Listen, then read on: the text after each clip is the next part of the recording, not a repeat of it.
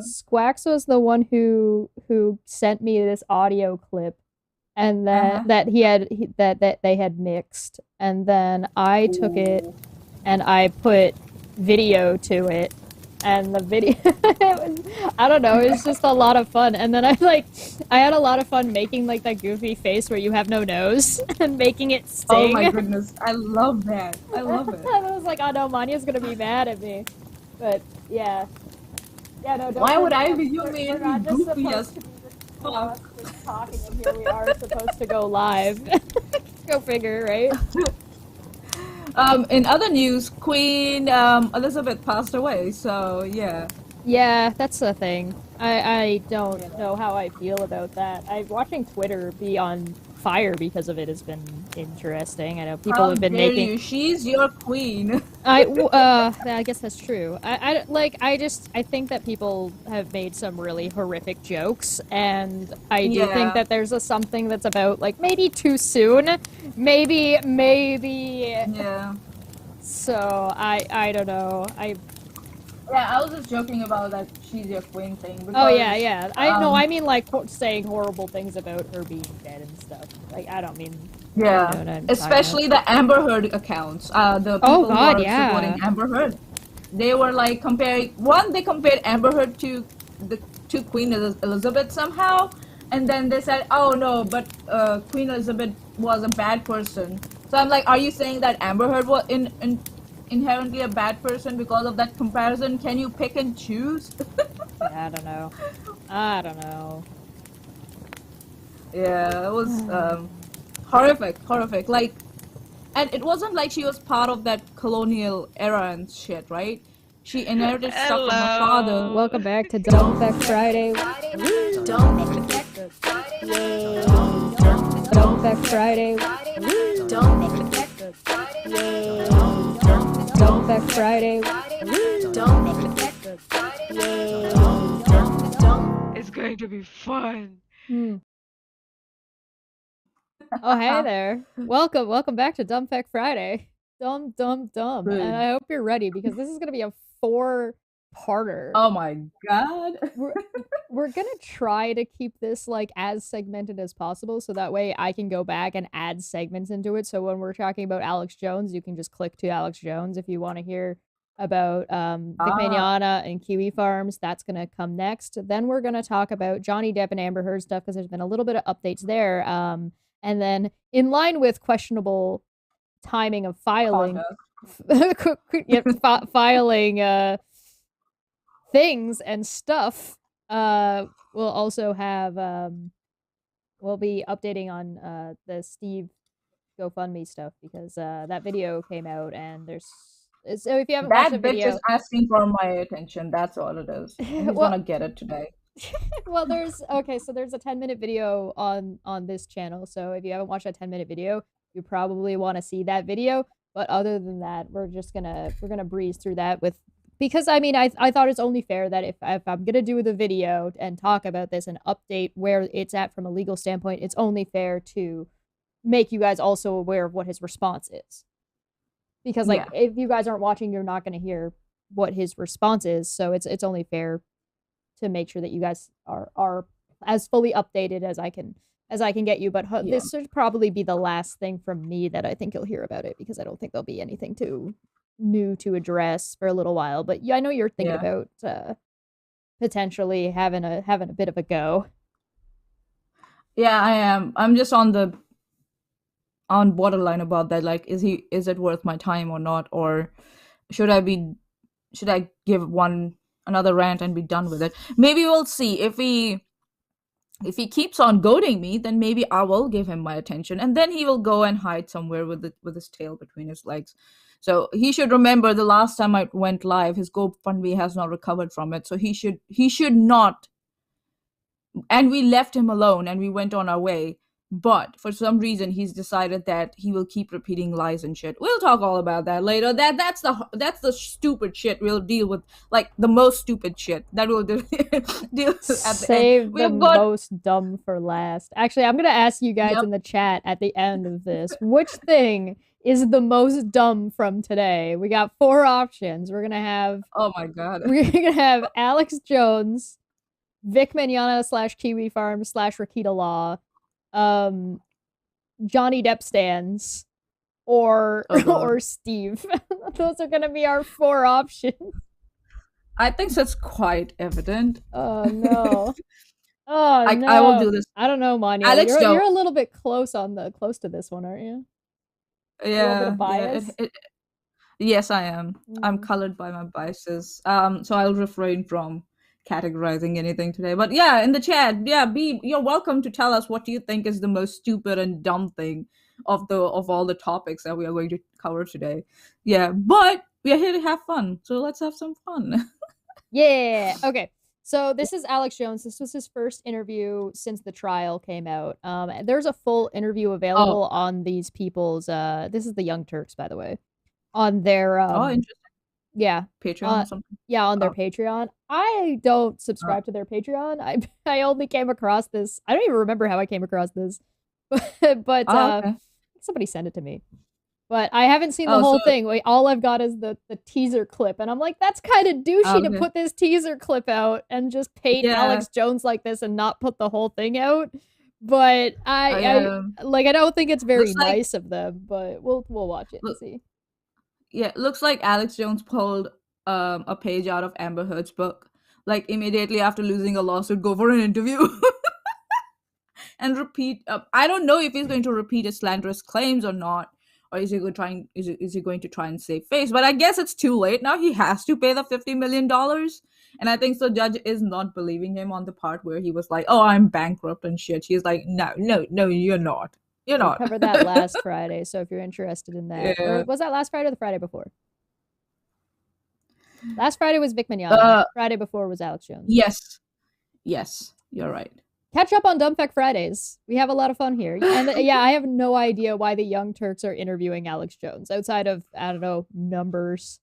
They have had a very tumultuous history, if I'm not wrong. Ken Cougar, their main host, has been known to clash with Alex Jones in the past.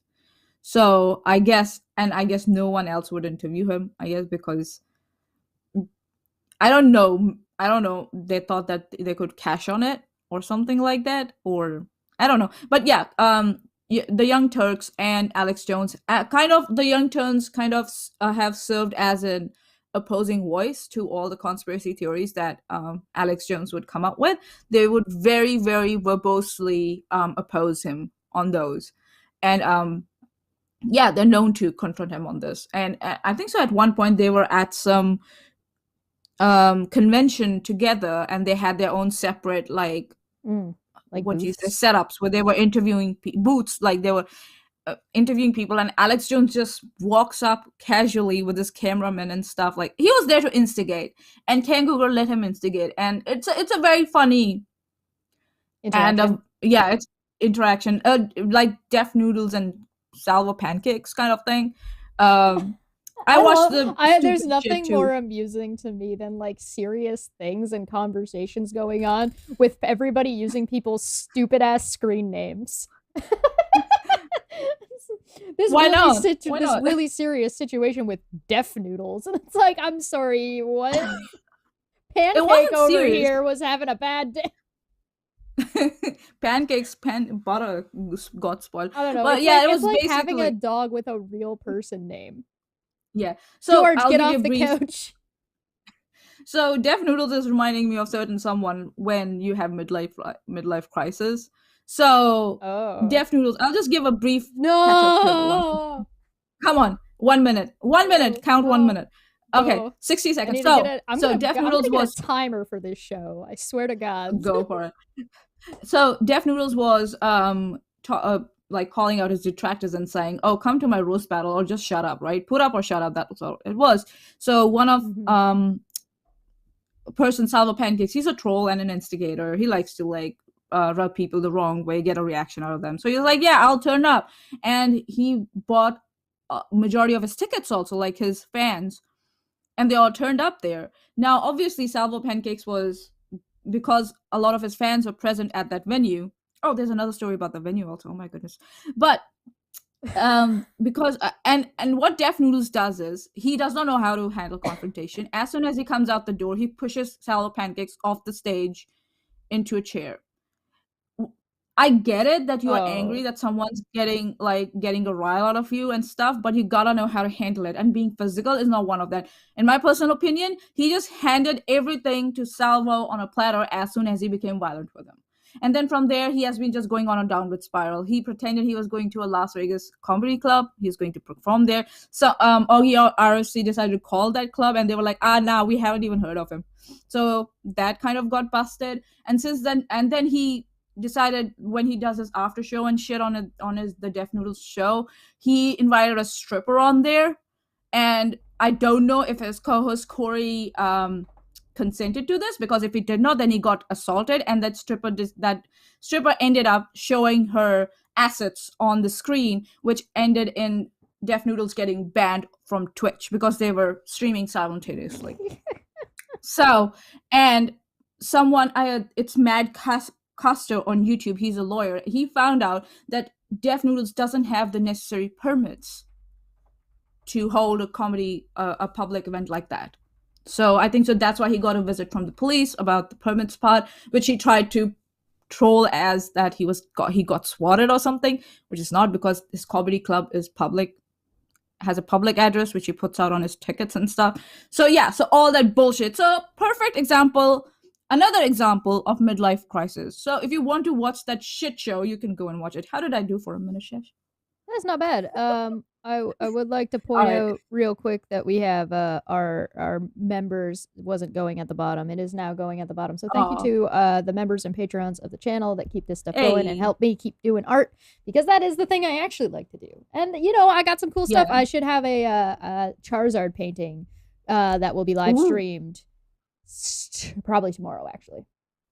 So I can't see that. I can see the members thing. Where is it? At the bottom. Where is it? They're coming. They're coming. Oh, they're coming. They're coming. Okay, cool. There. All right. Oh, there you go. There they come in. There we go. In through the door. I believe they made it.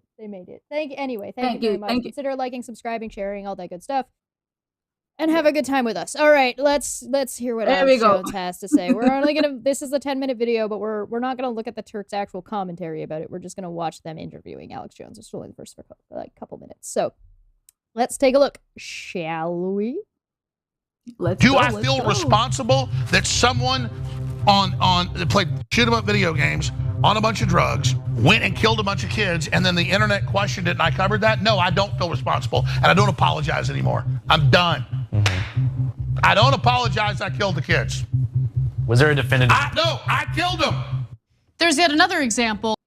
So he goes off on this whole thing where he's just yelling about how he killed these kids. Oh my god. Did you notice how he said that, did I want that, someone on drugs and playing video games went on and shooted kids, and the internet questioned it, and I covered it. Yeah. So he's deflecting responsibility. Oh my god. Alex, listen, in this age of mainstream media, and especially YouTube, dude, people are going to rip your rhetoric apart. What are you doing? Again, that's why you should have a publicist. I suggest Vic. She's good at this. But I don't want to work for Alex Jones. Please have mercy on me. Dear Lord, he's broke anyway. Yeah. I guess it would be the first time I worked for a broke, balding bum, I guess. Didn't get paid. Oh god, yeah. She got paid though. Friends don't pay in all friends. Of this. Let's watch. I don't think I killed him. First Amendment. For 20 years. Oh my god. I pulled up the wrong. I killed him for 20 years. There's a fun thing that I actually do want to talk about that has to do with like ads. If you guys remember the adpocalypse, people were like, "Oh, well, we don't want our ads around like anything," and it's like, Alex Jones, I killed children. Buy our car. I don't think it's electric, by the way. First Amendment killed them. Get rid of the Second Amendment. Get rid of the First Amendment. They're bad. they killed the kids too. George Washington killed them. Jesus killed them. We should rename the whole planet Sandy Hook. Everything. There should be holidays. We should bow 5 times a day to New Haven, Connecticut for the kids that died. Every American's to blame. Every gun owner's to blame. I'm to blame. We're all guilty. To Bloomberg and Soros, turn our guns in. Turn our guns in. I know, I did it. I killed them. I killed them. I killed them. I know, I killed them. So I'm done talking about it. Do you really want to buy supplements? Oh yeah, you're gonna go the supplements route? Oh, okay. That's the thing you're gonna do. You really want to buy supplements from this guy? Did you hear that 5 times bowing down 5 times in front of something?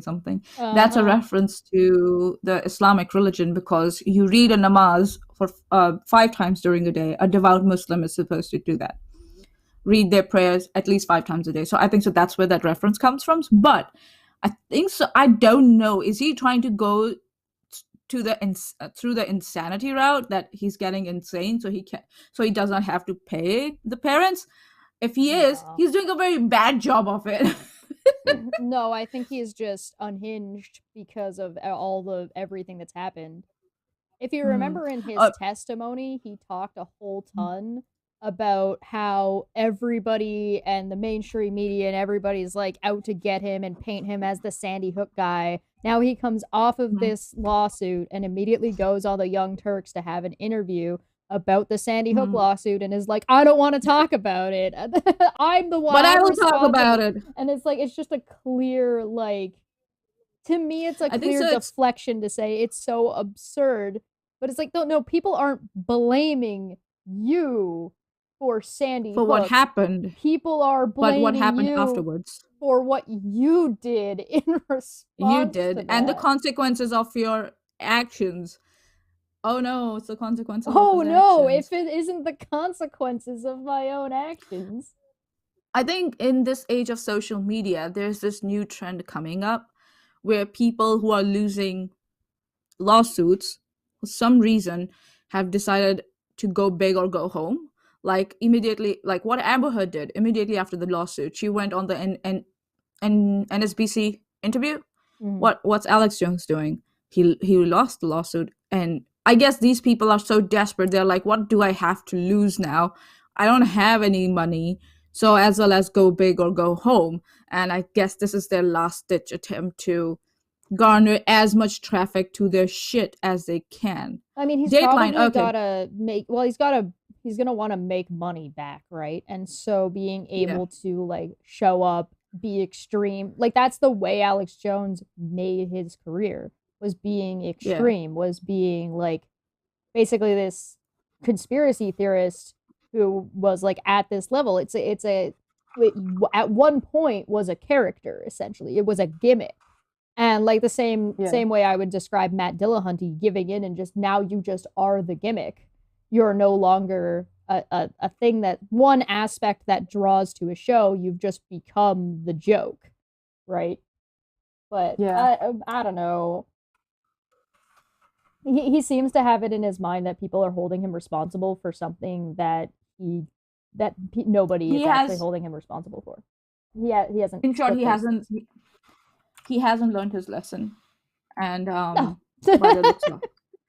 And did anybody expect him to? I don't think so, because it's about getting used to that environment that you have created, isn't it? When you have goes for someone also. I won't take names, maybe at the end of this live stream, but when you are surrounded by yes people, you create that environment that constantly feeds into whatever shit you come up with, and you get used to that environment. It's hard to come out of that toxic loop. It takes a while. Your brain kind of develops, and that because it feeds your part of the brain that brings you happiness, peace, joy, and all that bullshit. Yeah, it's kind of an addiction kind of thing. So it's hard to get out of that. I was watching, and sometimes I was watching a YouTube video for like an art school class, right? And they were just talking about like just general stuff. And one of the things they mentioned is that it's not good to walk away from something when you're frustrated, start on something else and walk away, or take it when you're feeling really good about your art, walk away and take a break from it. Then that's where you end your art session, so you don't create a negative feedback loop of not wanting to go back to your art because your body's like, oh, I'm associating that with this frustrated feeling. And so it's the same kind of idea. If you're feeding yourself this positive response to negative things that are ended up being bad for you and bad decisions, you end up in this negative feedback loop. Yeah, it's the same about when you're gambling also, isn't it? They give you the initial wins because they want to feed you with that positive feeling, and once you get addicted to that positive feeling, you keep going back even though you lose money. So don't gamble. So yeah, so that's precisely Gotcha the games thing. are And like also, that. Yeah, lots of video games that use loot boxes have that kind of and people methodology. do that with video games also. Like they win a few games, but then as soon as they lose one, they're like, no, I'm gonna play the next one, I'm gonna win that one, then I'm gonna get off. But that next one that with the win doesn't come, because as you play more video games, you get more exhausted, your brain gets exhausted, your reflexes get exhausted, and you will most probably start losing at some point if you have been playing for a long time during the day. So again, that feedback loop. So I think that's what has happened with Alex Jones. How long has he been covering this whole shit? Like, this whole and covering these conspiracy theories, and it doesn't help that his diet is shit. It looks quite evident his diet is shit. He's not looking after himself well.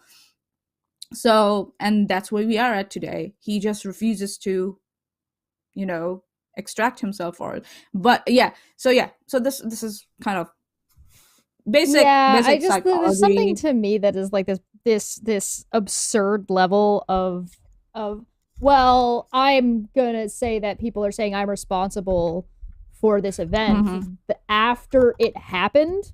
Like, his coverage started after the event, so he can't possibly be blamed for the event. Like, that literally, like, time exists.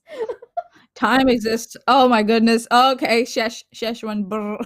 I can't, like, that was the thing that got me. Like, there's the absurd rhetoric. I would love to hear, actually, Mika do a little bit of rhetoric breakdown of this kind. It doesn't have to be Alex Jones, but like this kind of like absurdist conspiracy theorist sort of like almost preacher, and like what kind of rhetoric they're employing. Jesus killed them. Jesus killed these kids. It was what Jesus. Was that? Jeebus. Oh, no. Yeah, seriously, that's what it is. Like, and I feel for absurd. people. Like, I feel for Alex Jones. 50 million is a lot of money, dude. I get it. It's a lot of money, but maybe you should have keep your mouth shut then. And that's why these cases are generally, especially I think to jurors when they watch such things, they are, because they believe in freedom of speech, but they also believe in innocent until proven guilty. So that's why these, you can say, fines or compensation are kind of they're meant to set an example, so that in the future, if you start coming up with conspiracy theories, you might take a learning from the Alex Jones case and go, oh, okay, I can be sued for that. And in today's age, social media, where you put 2-second clip saying something stupid out on the internet, someone will have a copy of it somewhere. Yeah, someone the internet is forever. It's never all the way gone. Helio said something funny. He says, go on. That's why I never ended a gaming session on a bad game. You have to end a game on that you had fun. And like, that's how you get stuck playing a game for hours and hours and hours. Here's the trick. Just play games that aren't fun. That's what I do. I play League of Legends. There is no fun in that game. I'm joking. If you have friends, you can have fun. If you have friends, you can have fun. For me, what I do is, if I lose a game, I just first game I lose, I'm like, okay, I'm not gonna play any further. Why?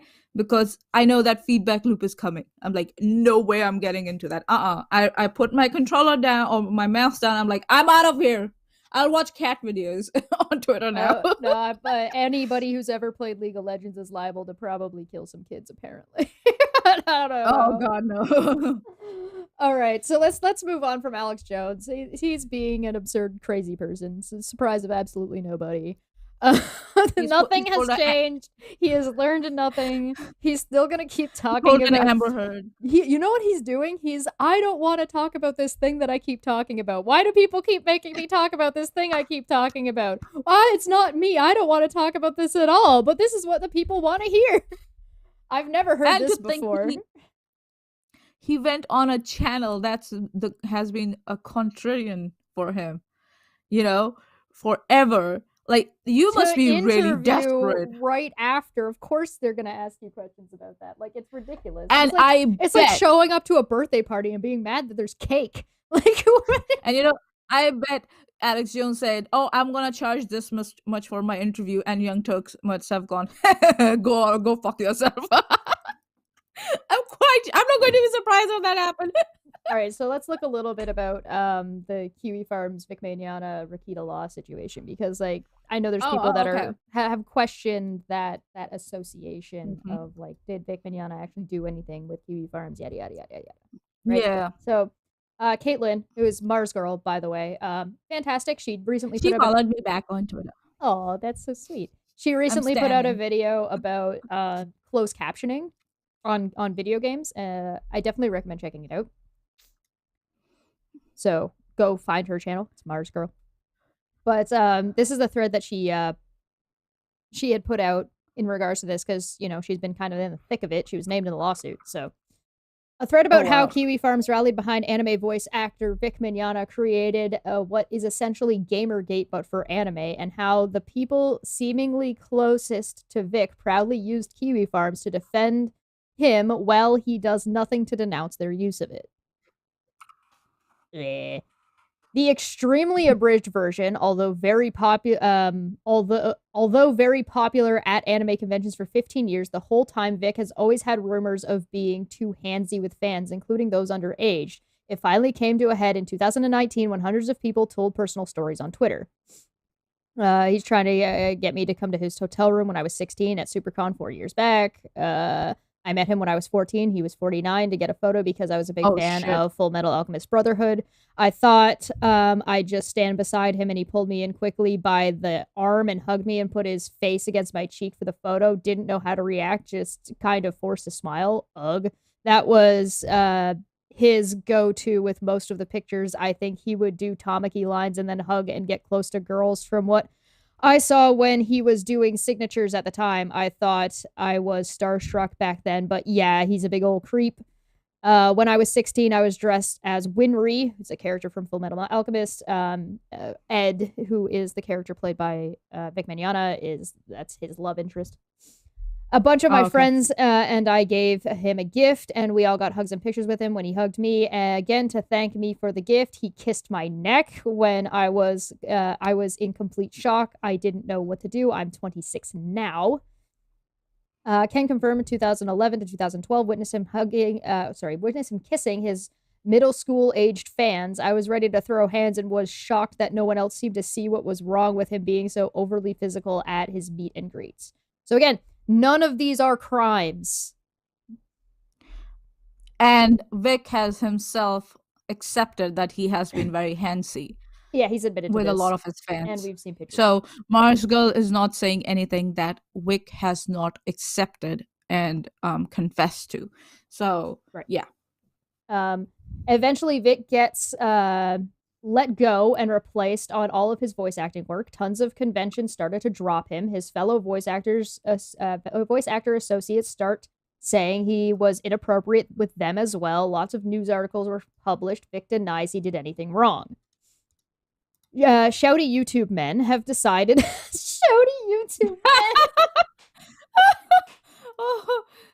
Well, I would like to correct it and say it can be men and women both. I guess Shouty, women who are fans of Vic can also be part of it. I think she's referring to some specific people. I think she's talking like Rakita Law, like specifically like the DaBaby bro. Oh, Shouty men. Yeah, Shouty that's a Shouty YouTube man. Yeah, that's a Shouty YouTube man. Yeah. I mean, I'm not gonna lie. I'm a fan. Shouty YouTube men. Should I change my Twitter name tag to Shouty YouTube women? The new name of the show, guys. Shouty YouTube.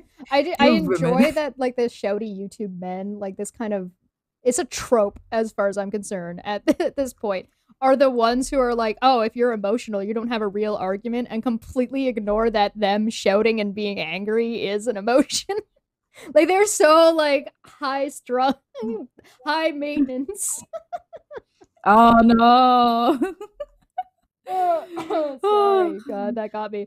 Everybody, welcome to the Dumb Fact Friday. I love the Dumb Fact Friday. Shouty There we YouTube go. men have decided this was great new material for their culture war bullshit. To go, oh, I imagine like the quartering would fall under that heading, wouldn't he? Ugh. Okay. Ooh.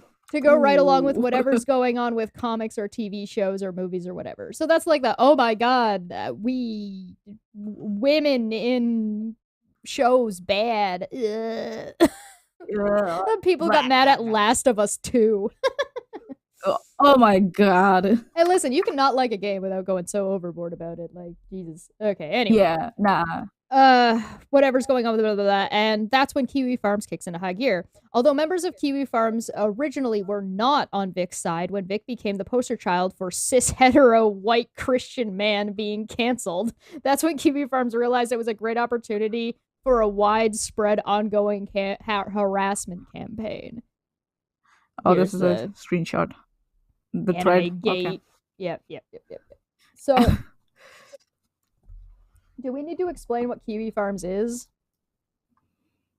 Maybe a little bit. All right, I had a run in with KiwiFarms before, back when I did a little bit of coverage of Lily Jean and did a little bit of coverage of Creepshow art. Yes. KiwiFarms is basically, from my understanding, because I visited the website to find out what it was, but I don't recall ever participating. There was a thread about me at one point. I did know about that. Oh, wow. Oh, yeah. They're kind of like it. My way of describing it would be like they're discount 4chan.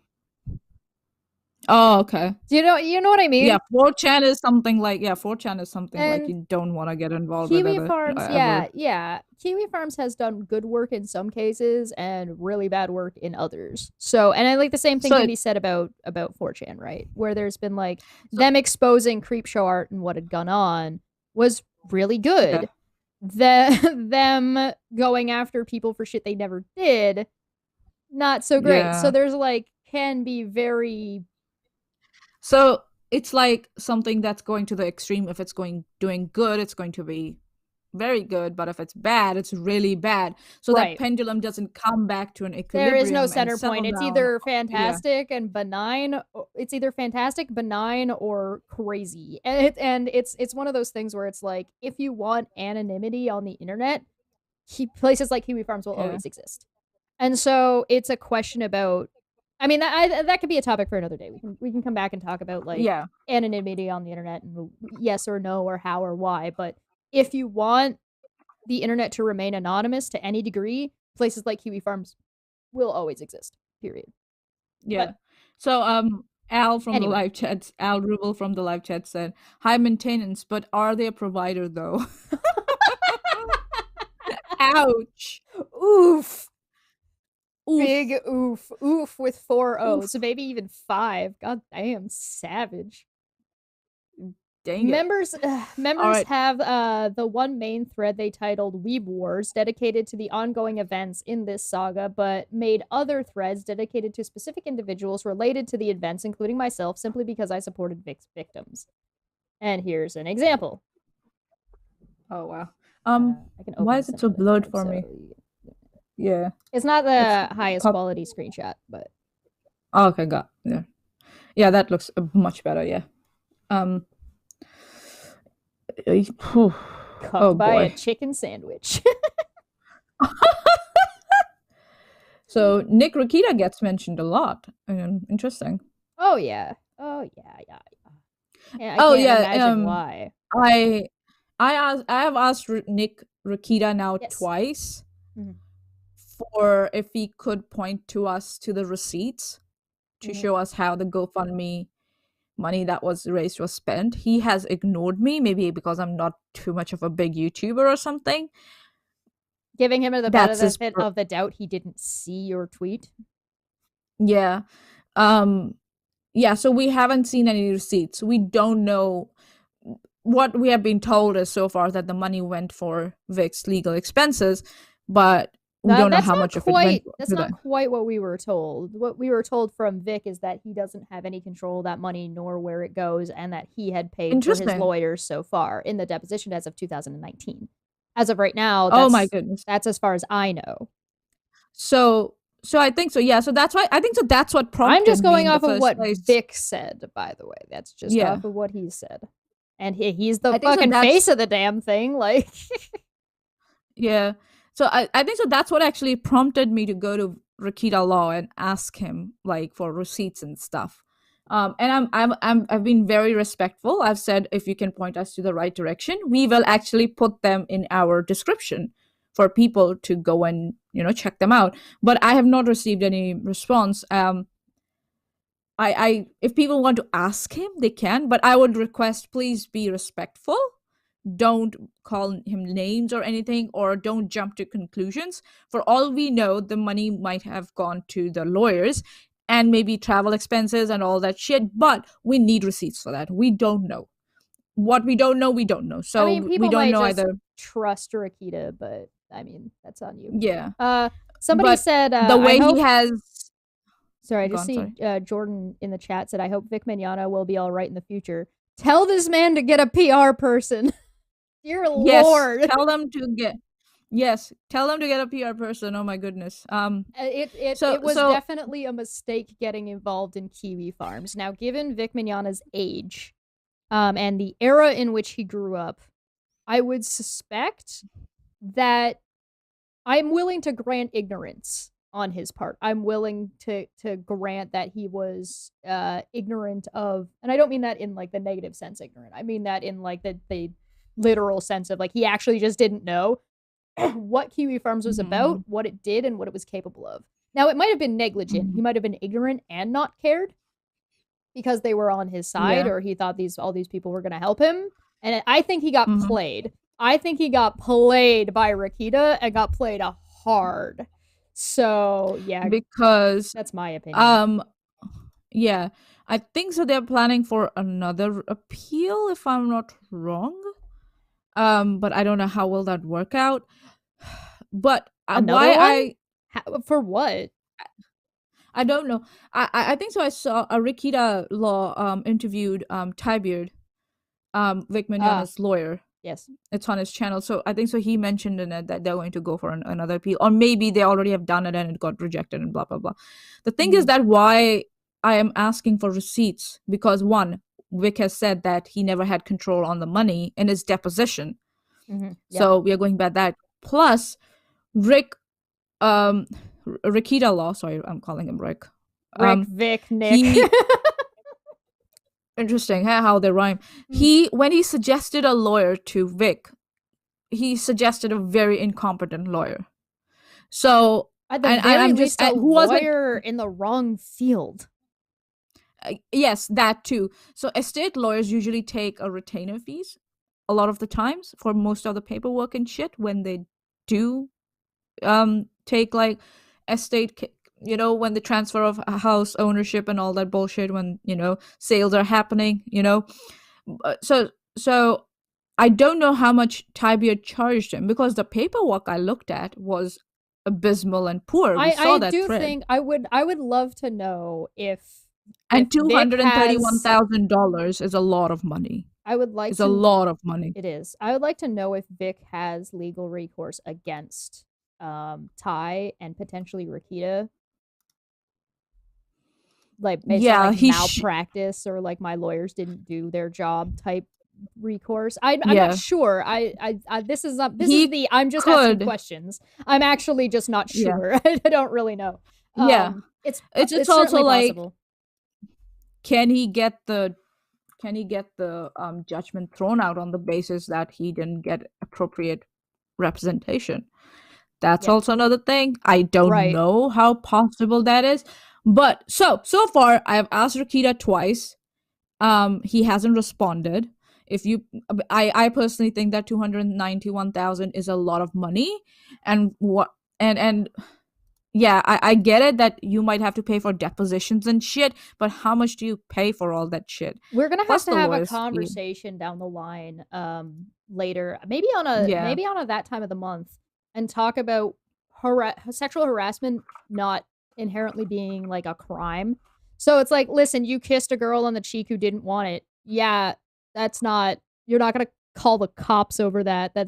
Is it inappropriate? Yeah, but people aren't accusing you of crime at that, depending on what state you're in, right? And can depend on how far it goes. I think that'd be an interesting discussion. It's certainly something that I think would be valuable, but let's keep going. So Vic decides he wants to sue some of his detractors for defamation. He is put in contact with YouTube lawyer Nick Rakita. I'm curious to know how he was put in contact. From Vic's deposition, Nick Rakita had messaged him in DMs on Twitter. But I don't know. Interesting. Nick offers to bankroll Vic's lawsuit by setting up a GoFundMe in his name. More than 3 years later, people still donate to it. So there's something interesting right here. Nick Rakita is organizing this fundraiser appeal on behalf of Beard Harris. And then the whole thing is about Vic Mignogna. Yeah, and I think so Beard Harris is similar to Toye Beard, so I don't know if it's Toye Beard that it's on behalf of. Yeah. Or is it someone else? Yeah. It's that's why I'm asking these questions. I'm like, where did the GoFundMe money go? Can we have a look at the receipts?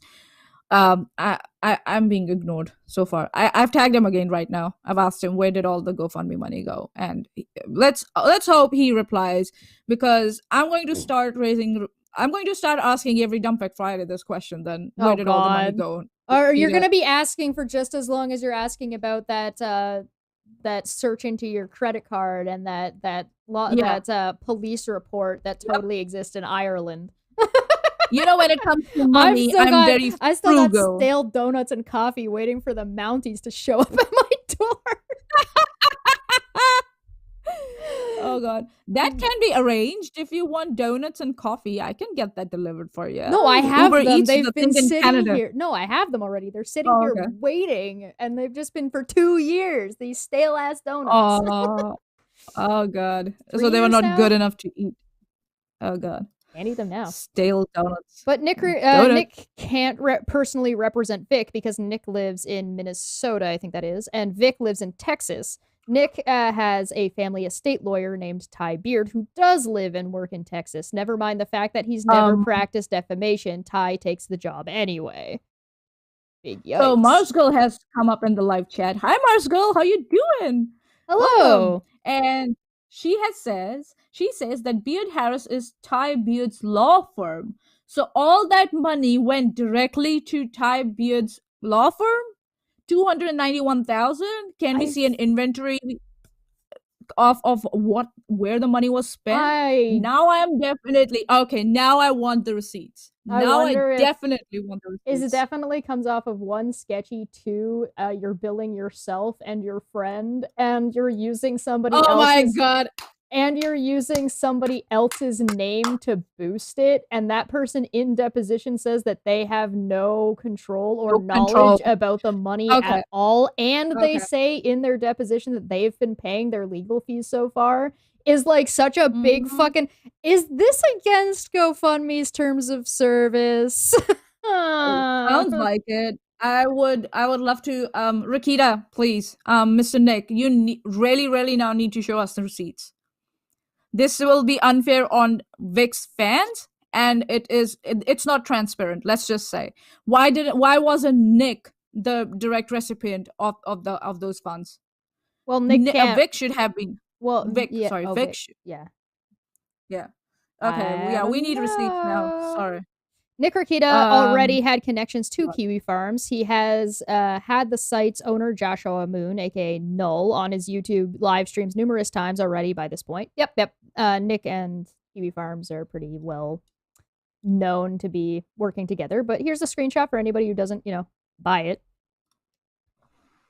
Toye regularly got on Nick's live streams to hype up what a gangbuster lawsuit this was, despite lawyers from across the country saying this was going to be disastrous for Vic. We talked about some of that last time. Nick has the message option on his Twitter, so I just messaged him my tweet, the previous tweet that I Every brought time about- Maanyaa chooses violence. Every time. Hey, listen, it's a lot of money. It's a lot of money. That's fair. Toye was so incensed, he openly requested KiwiFarms make people's lives miserable as a personal favor. Yup, that happened. Toye also said, I'm not playing this because I don't have audio that you guys can hear. So, okay. Toye also said other really sarcastic, terroristic things. Like saying he'd happily shoot someone who tried to ruin his life and sleep like a baby afterward, or that if he was on the grand jury of a trial for someone who did such a thing, he'd let them walk. This thread will be also linked below, so if you want to check it out, you will be able to. Can you read that tweet for me again, please? So I'll put this in there. I'm gonna put this also in this chat right now, so if anybody wants to check it. Yeah, that would be great. Yeah. Whoop. Sorry, which part? The sarcastic terroristic? Toye also said. Yep, go ahead. Yeah. So Toye also said other really stochastic terroristic things, like saying he'd happily shoot someone who tried to ruin his life and sleep like a baby afterward, or that if he was on the grand jury of a trial for someone who did such a thing, he would let them walk. Oh my God. He's from Texas. What do you guys expect? He practices in Texas. You're just gonna blame this all on Texas. Okay, fair enough, Yes, I guess. Smitty, I am Mama G from the American Gods, the goddess Kali. If anyone knows Mama G from the American Gods, yeah. American Gods, obviously, the title is quite evident. It's all the gods that have, immigrated from other countries to America, and they depend on their worshippers, prayers and stuff to keep alive. So Mama G is an incarnation of the goddess of war that we have in Hindu mythology, goddess Kali, and she is. Please she's like a and cleaning subscribe. lady. Consider joining the membership and following Maanyaa on Twitter. By the way, proceeds from the Patreon and membership and super chats from today will go to buying Maanyaa a cloak of billowing. So she is a lady. She's a cleaning lady who owns a chain of hotels, and she pops up in every one of those hotels as a cleaning lady, and she's called Mama G, respectfully. G is a respectful, suffix. So she's called Mama G. So that's who I am. I'll change my Twitter tag. I'll be sure to post receipts for the cloak of billowing next month. So at this point, a hate army has been whipped up on KiwiFarms, and that's not hard to do, yeah. The women who spoke up and anyone associated with them are receiving constant death threats. Things are being mailed to their homes, they're being doxxed, and their places of work being contacted. And while most of this is being done by radicalized fans of Vic Mignogna, don't forget about his Discord, there are also people within his direct, close, intimate circle participating in conversations on KiwiFarm, defending his honor and directly harassing his victims. Oh no. Alyssa Flutie, aka Squally, is a high-ranking member of Vic's personal fan club and works his social media and convention appearances. She has had 2 KiwiFarms account used to defend his honor. Please get this man a real PR person. Dear Lord. So that's why you don't ask your fans to do your PR work. Yeah. Yeah. Listen, it would have been okay if they were just defending Vic Mignogna. That's fine. You can defend him all you want. But then when you cross that line and then you start harassing people, yeah, that's when you're like, come on. You overstepped the line. That's simple You as can that. support somebody without attacking somebody else. And that's the way support ought to be done. Just attacking other people doesn't actually support the other person. It just gives the illusion of doing so. Mm-hmm.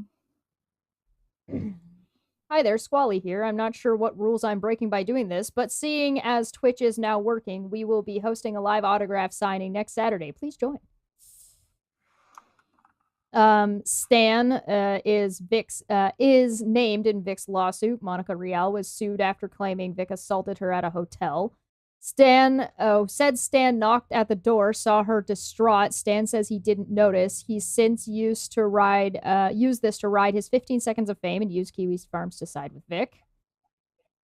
Oh my god. AKA Stan. Okay, all right, here's the thing. Do not give KiwiFarms your fucking name.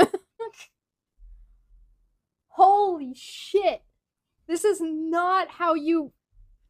No wonder this went tits up for them. They got fucking trolled. They got taken for such a ride. They got, yeah, seriously. They if you're thought and they also knew if what you're they were using doing and just got rocked.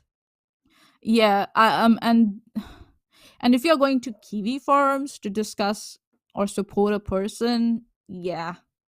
Nah. I would start Lord. doubting your case in the first place and start doubting what you have in your camp to support the person you're supporting. Well, if we Like, remember the deposition that we looked at, for anybody who watched the whole thing, there was one bit where Vic was asked about involvement in KiwiFarms or getting outside help for his lawsuit and if he had talked to anybody. And then the opposing lawyer said, well, I got this file. Do you know who this person is? And it was, I think the person named here, who's a high-ranking member in Vic's fan club, who had like a document named like KiwiFarms Info Legal. And it's like, why would you do this? Why? Oh my god. Stan tried for a long time to pretend he was somebody other than Stan. Okay, yeah, after giving your name, after giving your full name, you decided, oh no, that's not me though, you know, and, like everybody on KiwiFarms would be like, yeah right, bitch. That almost you're a stenographer. They wrote it in like pseudo leet speak. Like it says Stan. But okay, anyway. It's a picture of a stenographer. Christidia Holmes is a staff member at the Canadian convention KitchenerCon, one of the only a handful of fan conventions Vic still gets invited to. Vic has publicly praised her during live streams in the past. She is also on KiwiFarms and has doxed Vic's victims. Information is obviously blacked out because Caitlin's not an asshole. Yeah. What in the actual fuck? Here, I'll make this one a little bit bigger. What's Nick Rakita's connection to KiwiFarms?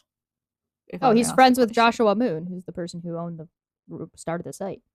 Oh, yeah. Interesting. Yeah. Oh, okay. You can be friends with someone. Yeah. Yeah, like hosted him and like had the Thai beard during asking KiwiFarms for help in the lawsuit on Nick Rakita's stream. Like it's floods. Yeah.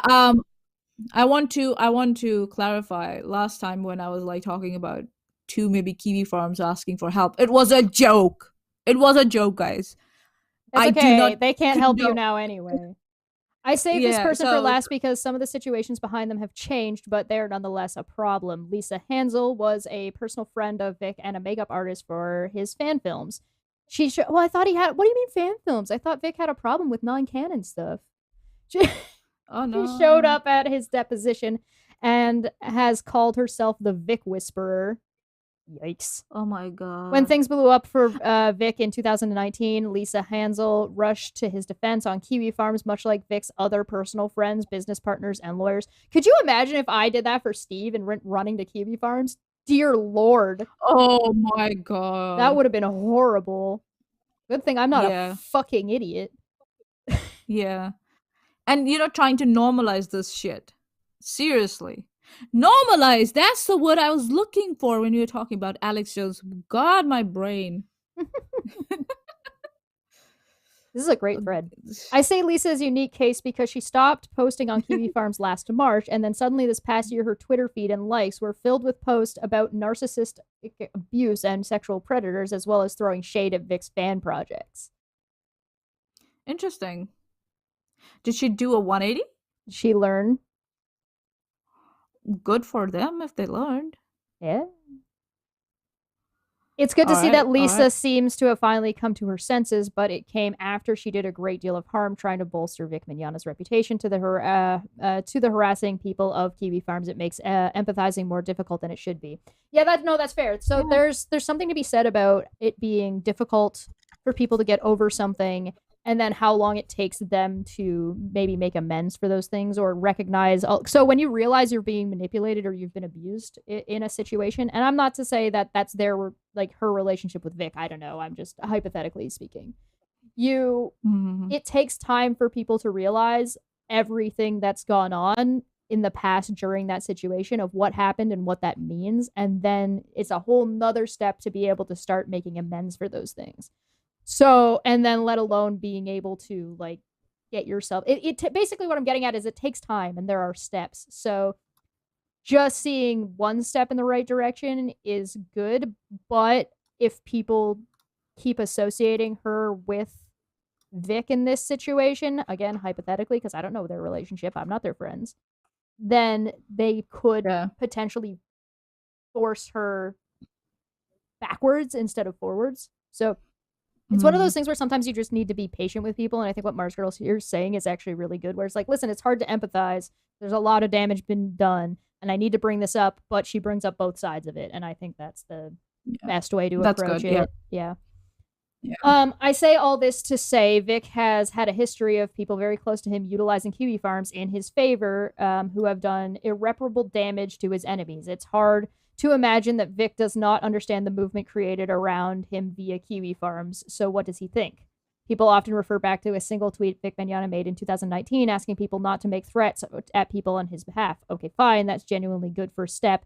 It's just difficult to take seriously when he does not disavow the people in his life doing this. Yeah, that's just lip service. That's just a matter of like just like Rokita Law, like, hey, don't harass these people, but there's no consequences if you do. Yeah. And also, I've been cultivating this group for years that are huge fans of mine that will basically defend me tooth and nail. Like, no, you're responsible for creating this environment initially, and so you need to start fixing the environment. Server. Yeah, he had a Discord server full of his fans who ended up on KiwiFarms website. So you are responsible for that. I just say. I'm not gonna go through his tweet. Whatever. Vic did make one tweet about one post on KiwiFarms, which in the poster stated another voice actor got COVID and God's wrath was as God's wrath for them being gay. Presumably, Vic took issue with the portrayal of God described here, as Vic is an openly professed Christian. No matter who you are, what you believe, who you agree with or disagree with, this is unacceptable. There's never an excuse to wish this kind of ill on anyone. Yep. Well, good for him, I guess. What was Vic Mignogna doing on KiwiFarms? The question is, how did he get this post? Was he looking at KiwiFarms? Did somebody send this to him? Was he just lurking in there? Yeah. Was he a member? Hopefully somebody under another name. Yeah, hopefully someone sent it to him. So. But aside from that, Vic does nothing to disavow people in his life who use KiwiFarms in an attempt to help him. Ultimately, he has publicly stated that he is not in control of anything others do or say, including those very people closest to him. Yeah, Vic said that he's like, oh, well, I don't have any control over what Rokita did. I just show up on his channel and he let him use my name to make a lot of money for him and his friend. I have no control over anything. I'm just I'm just a little baby. That's where I'm just like, dude, seriously, how stupid are you? Just saying. It's one of those ways of I'm taking responsibility without taking responsibility. Also difficult to tell if he's legitimately a boomer that doesn't understand his surroundings or if he plays into it so he has plausible deniability. We talked about that before. Multiple KiwiFarms posts from Lisa suggest he barely understands what the site is or does and mistakes their post for tweets. Oh, no. I do think that Vic got played. I think he got played hard. Yeah. You can't really see that one. Yeah, he's someone maybe who has led a sheltered life and was naive, but it's your duty to educate yourself. I have to simply say that. It's pretty like you're picking between how stupid are you? Like either way you lose. Yeah. So you can join Dumbfuck Friday so you can learn from the mistakes from other people make with us, and navigate through the precarious alleys of the internet and social media. Mars Girl, that takes me back. Vic's fan club had a Sure. huge forum and also an AOL instant messenger chat room until AIM finally died years ago. Dear Lord. Oh my goodness. That's ancient. Oh my god. I will clear the air though. I had a copy of one of Vic's CDs from a really long time ago. I knew somebody who went to a con and got one, and she lent it to me so I could burn it. So I had a ripped copy. Oh wow. In personal opinion, I think Vic is more aware of what KiwiFarms does than he lets on. And if he's not, he knows harassment happens in his favor somehow and gives only just enough deniability to be hands off, then lets it happen anyway without disavowing those involved. Yeah, it's taking responsibility without... well, I don't have any control over what my fans do. It's like, yeah, but you have control over the cultivation of who you have as fans. Yeah. An entire alt-right movement formed on KiwiFarms, specifically dedicated to Vic Mignogna himself, and he benefits directly from their terroristic behavior while saying, well, I don't agree with it, but I can't stop them from doing it. Preventative maintenance is a thing. If Vic Mignogna does not understand what KiwiFarms has been doing while flying the banner of hate, of a hate movement specifically in his name, news outlets need to make him aware that this is what his legacy has become.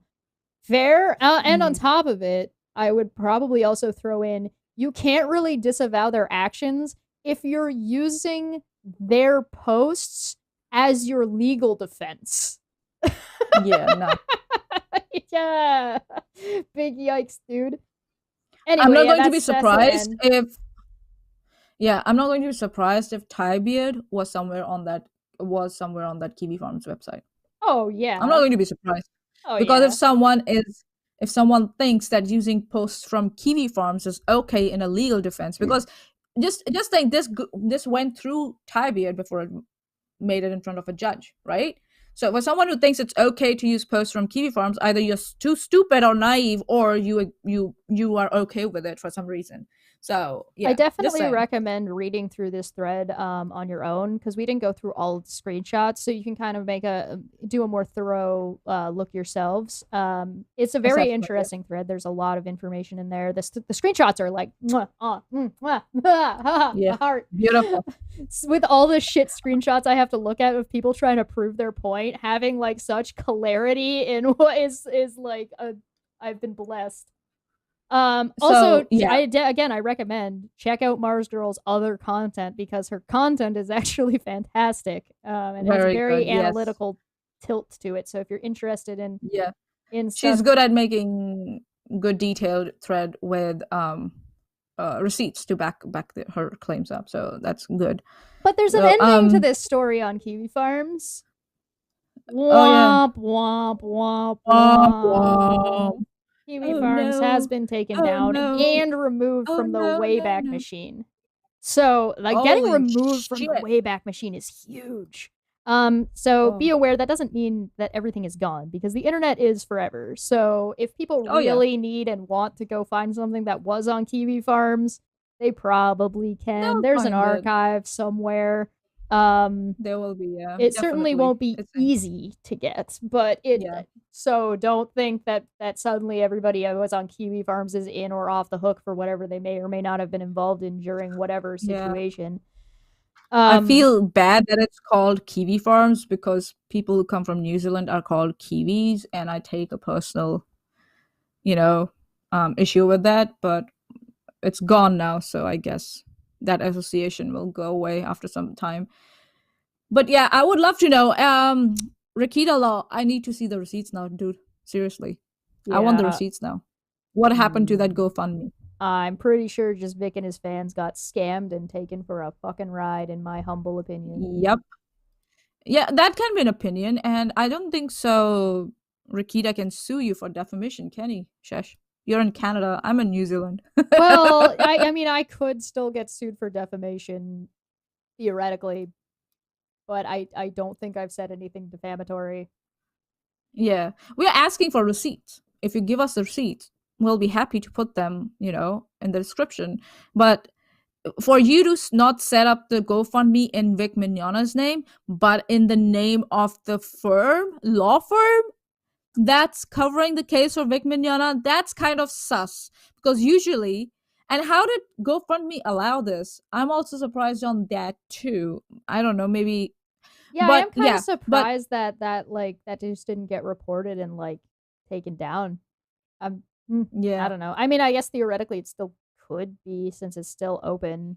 So yeah, how can a I law don't know. firm receive GoFundMe unless you have a law firm that's a nonprofit? I don't know. Like, but yeah, like, why would you set it up in the law firm's name and not in Vic Mignogna's name, who would need the money and who would make the decisions?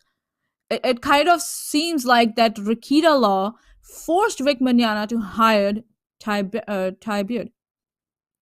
Because it's like, oh yeah, the money is going to him, so he's automatically hired for this job. The trick is like, this is an angle that Vic would have to take. He would have to take the angle that he didn't get appropriate legal representation, or his lawyer didn't act in his best interest, and then go after them. And that would be so he'd have to hire a whole new thing. But he would have a good case on that.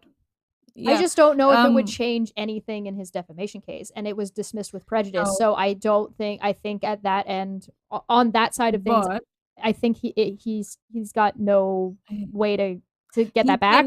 But if he goes after the judgment thrown out, he can get the. I think so. There's I don't know, but yeah, that's what the thing is, that needs to be explored. But I don't know if Vic Mignogna has the money to explore those options or not.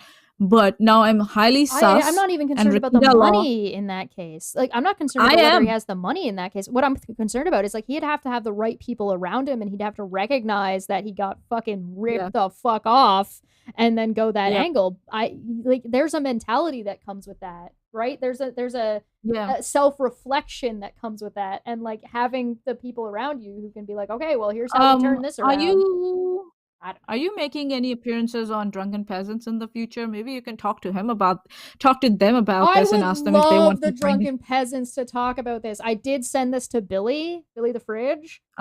So I need to get more in contact with them to sort of talk about this. But I know they're gonna need to take a little bit of time to read it through. Yeah, obviously, to go through it and decide what they want to do with it. But I'm like saying, maybe a bigger channel like Drunken Peasants, if they call Rakita out and ask him what happened with the money, maybe Rakita might take notice of that, because our channel is not bad. I would die watching Billy and Ben and Joe. Joe ripping That's why I said Drunken Peasants. There's a reason why I asked you about them. There's a specific reason, because they don't give a shit. I love that attitude of they this. Know they what don't give a they shit. know what they're doing. They know what they're doing. Yeah, and that also. Yeah. So yeah. Yes, glorious. I'll get in contact with them more. We are at the hour mark, so we're gonna take a quick break. Let everybody go to the bathroom, get more drinks, get a little bit of update, and we will then move on to Johnny Depp, Amber Heard stuff, updates, as well as then we'll move on to the Steve updates. So, do you have any last words about Vic Mignogna's stupid, dumb, fucking decision making? Vic, please sue Rakita and your lawyer. You deserve that much of justice. Let's just say, if all the other things set aside, everyone deserves good representation. You did not get that. Please complain about it. Do something about it. And Rakita, Mr. Nick Rakita, please show us the receipts of what happened with that money.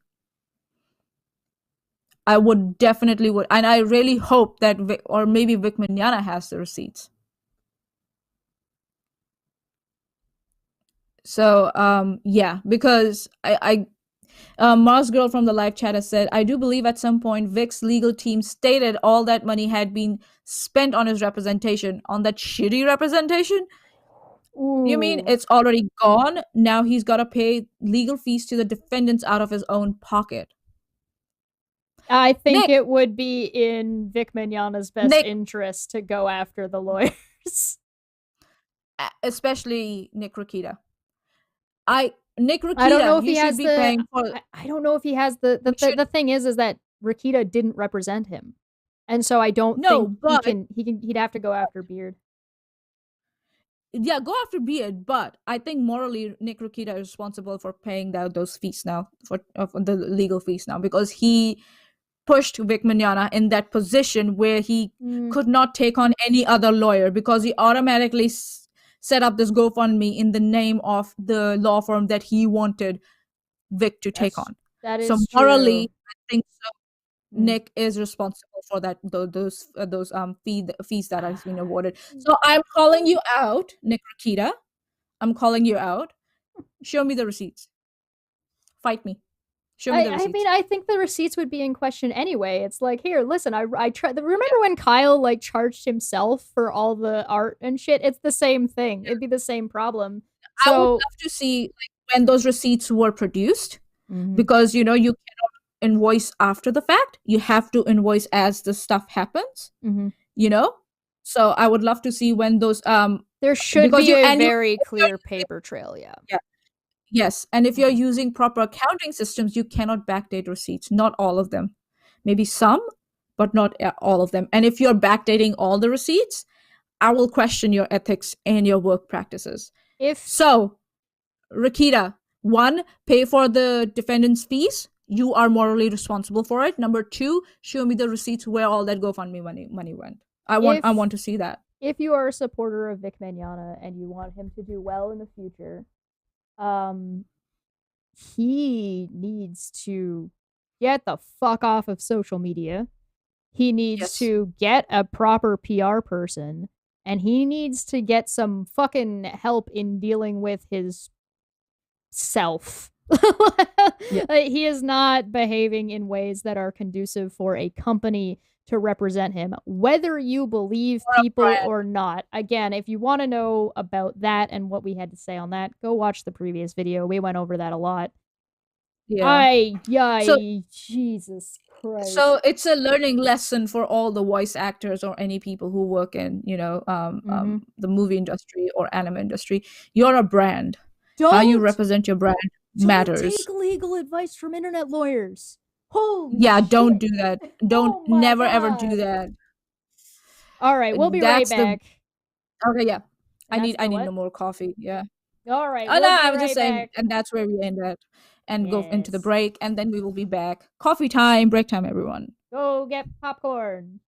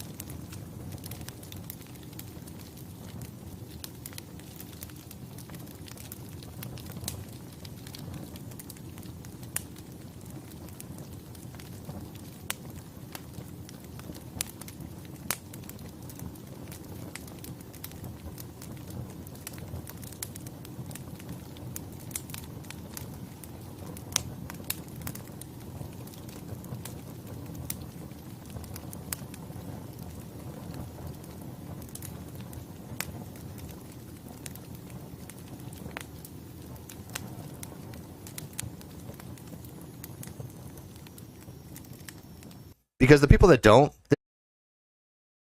I always get back before Maanyaa. Why? I don't know.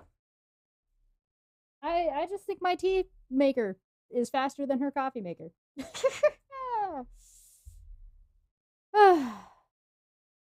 So, next up, so for anybody who is just joining us, we covered Alex Jones, which I'm really glad was short because that, Jesus Christ. We covered Vic Mignogna and KiwiFarms. I think at some point we'll probably end up talking about Keffels, but it is not this day. So I'm sure that'll come up eventually at some point. Did you make a dig at my coffee maker? I did. Shit, she heard me. I'm wearing my headset all the time. Son of a bitch. You're exposed. Oh, How no. dare you? Oh, no. Funny thing. I don't have a coffee maker. What are you using? You know what I use? Huh? I said, what are you using? Oh, like simple, like instant coffee. That's what I use. But I found a trick. You know, there's this little thing that comes where you can put in 2 AAA cells in it. It's a milk frother. Oh, yeah. Yeah. So I use that. So I take coffee and I take brown sugar, put in some hot water, and I mix the shit up to make it white and all, you know. Mm-hmm. And then you put hot water and hot milk into it, and it's beautiful. It's heaven. Fancy. But right now, I'm drinking tea. Very nice. All right. So next up, we're going to talk about... I can make... Oh. Yes? I'm bragging. But I can make coffee also, like from the coffee maker. I worked at McDonald's for... bragging. I worked at McDonald's forever, and the first thing I learned was making coffee there. All right, so the next thing we're going to talk about is JohnnyDepp AmberHeard stuff. Yay! We got Dr. Charlotte Proudman back. One of our favorites. And the other one, the Cat 10 barge. Oh my goodness. Oh yeah, no, I got her too. Oh, okay, you got her too. Okay. All right, let's go. Okay, let's go. Women and Equalities Minister is renamed Equalities Minister, and Liz Truss has appointed a man to the role. Nadim what? You pronounce this. Nadim Zahawi. Okay. Nadim Zahawi. Nadim, I got right. All right. Yeah. And don't do this to go me. with. Or you can say Nadim. Has no experience of misogyny, the gender pay gap, and male violence against women and girls. Women will be left behind by a government led by a woman. I like if she's bringing up the correct point that Nadim Zahawi has no experience in gender pay gap or male violence against. But I thought that people like Dr. Charlotte was against people getting a job just because of their gender. Number one. I don't agree with that. You know? And again, if the Women and Equalities Minister has been renamed Equalities Minister, do you know why? Because it's not just about women anymore. It's about everybody. It's about everybody. Plus, why do you think a Minister of Equalities has to be a woman? That's what my point is. I thought these women were against people getting jobs just because of their gender.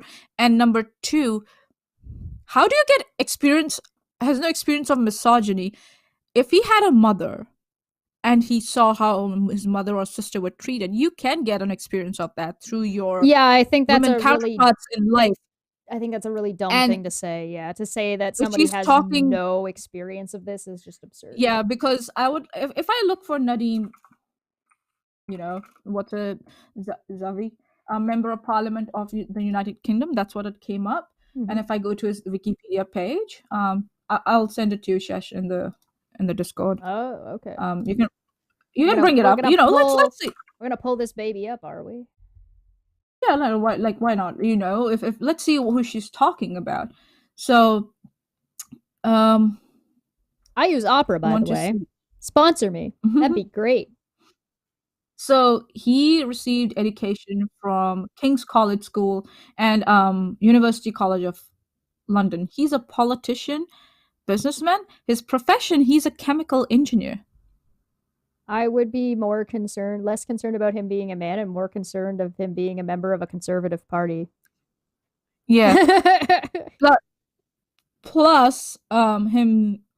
Then again, I'm not as familiar. Businessman. Yeah, I'm not as familiar with British politics. Yeah. And he has a website. Interesting. Co-founder of an international internet-based market research firm. That also pings me as potentially problematic. Yeah. There are things in here that are reasonable to be concerned by, least of which him being a man. Yeah. So that's what my thing is. Dr. Proudman, you are weak as. Seriously. It took us 2 minutes to do research on his background, and we could find research, right? Much better points to make to doubt, what he can contribute as an equalities minister. The only redeeming thing I can find is that he was a chemical engineer at one point, or maybe he had a degree in chemical engineering. That does not automatically make you reasonable, I guess. In 2022, it emerged that despite being one of the two Can you bring it to the founders- middle? Oh, sorry. It's like off center. It went. You don't get to see it. Only I get to see it. Okay, cool. No worries. I'll put the Wikipedia link in the live chat. Basically, it just says in 2022, it emerged that despite being one of the two key founders of YouGov, Zwahi was issued no founders shares in the company. Instead, he arranged for the founder shares that would have gone to him to go to a Gibraltar company owned by an offshore trust controlled by his parents. Tax avoidance was based on a lie. Yeah. So Gibraltar is officially the city of Gibraltar is a British overseas territory and is located in the southern tip of Iberian Peninsula. So basically Dr. what I'm saying is there are other research things that you could look at that are like sus. EMP for 10 said, I wonder if Dr. Proudman's crap comes from her own lack of confidence to be successful in the world, and so she's gotta blame men instead of taking responsibility to improve herself. Bro, why do you gotta do her like that? Okay, so here's the thing. Like, so are you saying she's overcompensating for something? Things that are bad for all of one group of people are bad for everybody. Yes. Everybody experiences misogyny just in different ways, but Dr. Proudman is basically saying, hey, if you haven't had violence perpetrated against you by a man as a female, you can't work in this field. That's ridiculous. That's such a ridiculous, what do you say, reasoning. That doesn't make any sense. And to say that only women can experience misogyny or know about gender pay gap and about male violence against women and girls, that's also asinine. That's stupid. I mean, if it were me and I was going to set this up, I'd say, listen, this guy might be in charge of the equalities overarching, but there's like a one section of like of the group focuses on men, the other focuses on women, and like maybe a third focuses on anybody outside of the binary. Then you would end up with like a 3-pronged approach to what needs to be done. They work together to make up what is the equality minister position and what it actually does. Like, does that make sense? That's the way I would set it up. And also, like, if he's been made a minister for equalities, maybe have a look at his staff, who he has as a staff. Does he have diversity in his staff or not? But again, check their credentials. It's very important.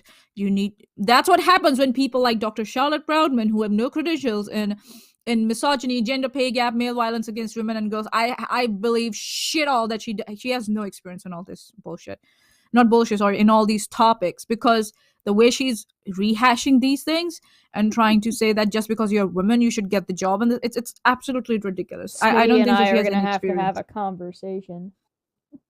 Women can close the gap by taking jobs as plumbers, garbage collectors. In New Zealand, women are doing that now. They are taking jobs as plumbers, electricians, garbage collectors. They are. As a woman who has worked in those fields and attempted to follow careers in those fields, it's not that simple. It's not that simple. On the other hand, though, but what I'm getting at here is there are problems with what's being presented, right? There are problems with this person potentially taking over this ministries, depending on how the ministries is set up, and there are potential problems with it's a real concern that women might end up being left behind because the person in power may or may not understand what the problems that women face are. But that's not what she's presenting. This is lazy. Like, these are legitimate concerns. It's fair to be concerned as, like, a woman being like, oh, well, I don't feel like my government is representing me in this equalities thing. But you'd actually have to show the guy's work, right? You would have to actually talk about what is the problem from what policies he's pushing forward or what his positions are. And I mean, it shouldn't be that hard if he's part of the Conservative Party. And the Conservative parties have a habit of being not very progressive. That's why they're conservative by definition. So this is just not the way to go about this, and it undermines the potential problems that come along with what's going on. Yeah. So, Kat.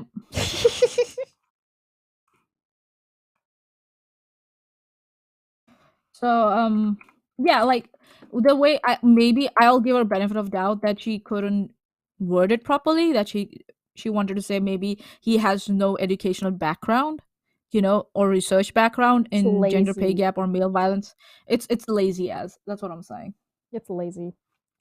It's lazy at best. Yeah.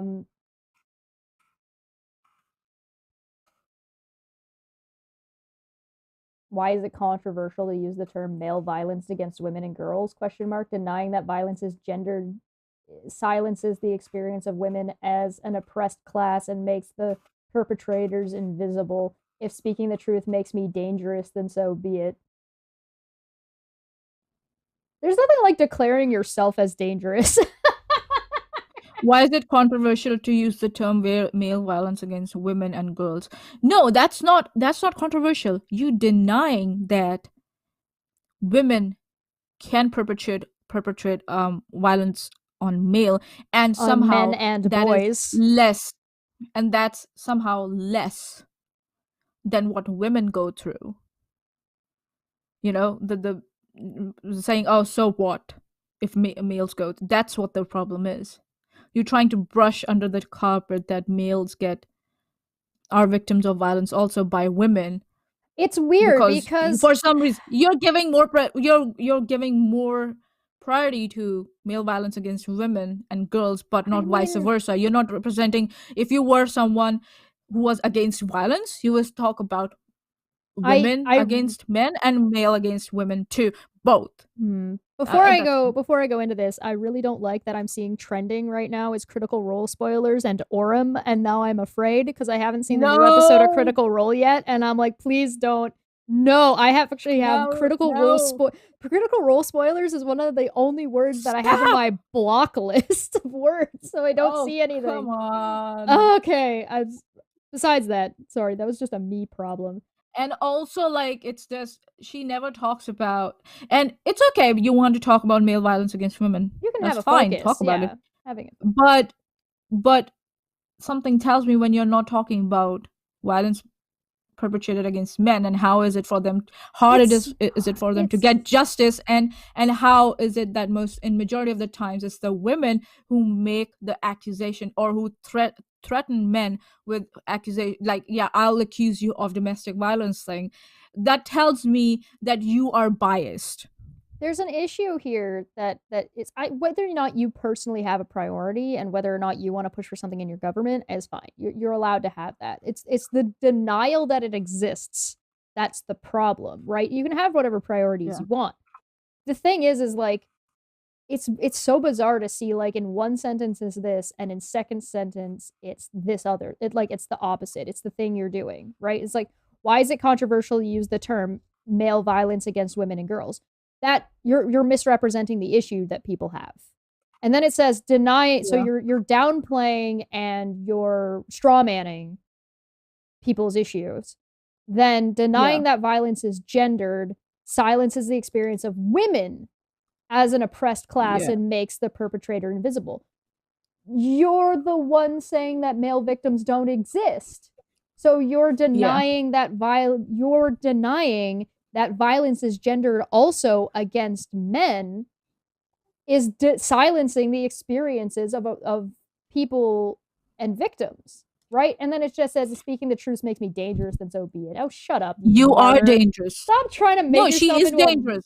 Yeah, but I don't care. She's trying to make herself a martyr. That's the problem. Yeah, she thinks she's being a martyr, but I say it's the opposite, honey. Yes, you are dangerous. You're dangerous to the victims, who, especially the male victims, who would want to come forward, it's and one say of those that they're things being where abused. she's just you are detrimental to them. She's asshole. making it difficult for everybody, because, like, it's not a fucking competition, Everybody, right? Like, it's not. Women getting support doesn't mean denying support for men. Remember when I said earlier that supporting someone doesn't mean attacking the other side? It means supporting that one. Yeah. You know what I mean? You don't have to. But you can support women without shitting on men. You can support men without shitting on women. Like, this is not. There's enough to go around. There's no reason why there shouldn't be men only centers and psychological help for men that are abused, just as much as there should be ones for women and for trans people and for non-binary people and whoever's, like, comfortable with whom.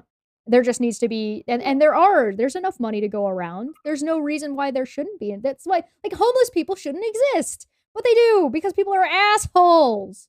Anyway, indeed, speaking of denial, isn't it odd how none of them talk about male violence against men and female violence against women? Right.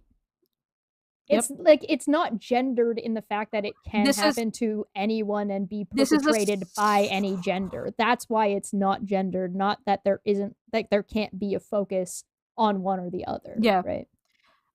This is the thinking that bolsters, like, other fallacious thinkings, like, oh, mothers are the only competent carers. They are more competent than fathers as carers for children. So I'm gonna call Red Eye real quick and say it's not that women don't want to do it. That's just bullshit. That I worked 12-hour days. I have worked 2 jobs. We've done this. Lots of women work those kinds of hours. It's not that simple. The problem is, if I have a open to all genders is also questionable, and open to all genders does not mean that it's actually accepting of such in the work environment, which is another hurdle. It's just not that simple. It to say that, oh, they just don't want to do it is just bullshit. No, that's bullshit. The conditions are shitty, yes, and fatal also sometimes. I've worked with risk managers who have managed those environments and the risks around them. It's because women are expected to stay with families, and if they stay away from families, there's a social construct around that where women are treated poorly if they're not at home and doing the work at home as well. But, like, you want to talk about work hours and work shifts, and you've got, like, single moms working 2 shifts. Like, it's not the hours, I assure you. It's not being away from family, I assure you. Nope. It's likely the environment and whether or not the higher ups are actually willing to hire or willing to allow women to move up and willing to not treat the women like shit. And it's a myth that people don't get denied jobs because of their gender or how they look or how they weigh. Those factors are taken into account. For someone who has seen the recruitment process of big corporations, personally, one-to-one. We'll have another happens. conversation. We can do another conversation. That's about this. another big conversation to happen. But here, what we're talking about is denying male victims. Yeah. Let's redirect. Yeah, we can have. I don't mean to like shit on Red Eye at all. Like I want to. Yeah, like Red Eye can have. It's another vein of conversation. Helio said, fun fact, supporting abuse victims isn't a zero-sums game. If a man is victimized, that doesn't magically prevent a woman from being abused, and supporting a man doesn't deny support for women. Exactly. So Kat over here. That's what my problem is with people. Oh God, no, this lady. Earlier, I saw someone claiming that they cried from anger because of my tweets. My incredibly tame tweets that joined thousands of people tweeting similar things. This is why the block button is necessary. It's not healthy for you or I if that's how you respond to me. Now, I'm going to go ahead and think that she's talking about her jokes about the Queen's death. Yeah. But that's what she's talking. There's like I thought this was a really nice summation of like the Johnny Depp Amber Heard stuff, even though I'm pretty sure that's not what she's talking about. But when you downplay what you've done by saying my incredibly tame tweets and other people were talking about it, you know what this sounds like? Alex Jones. Look at my reply. Like look at my reply to her. I'll find it. Look at what I replied to her with. If you can find it, or I can send it to you if you want.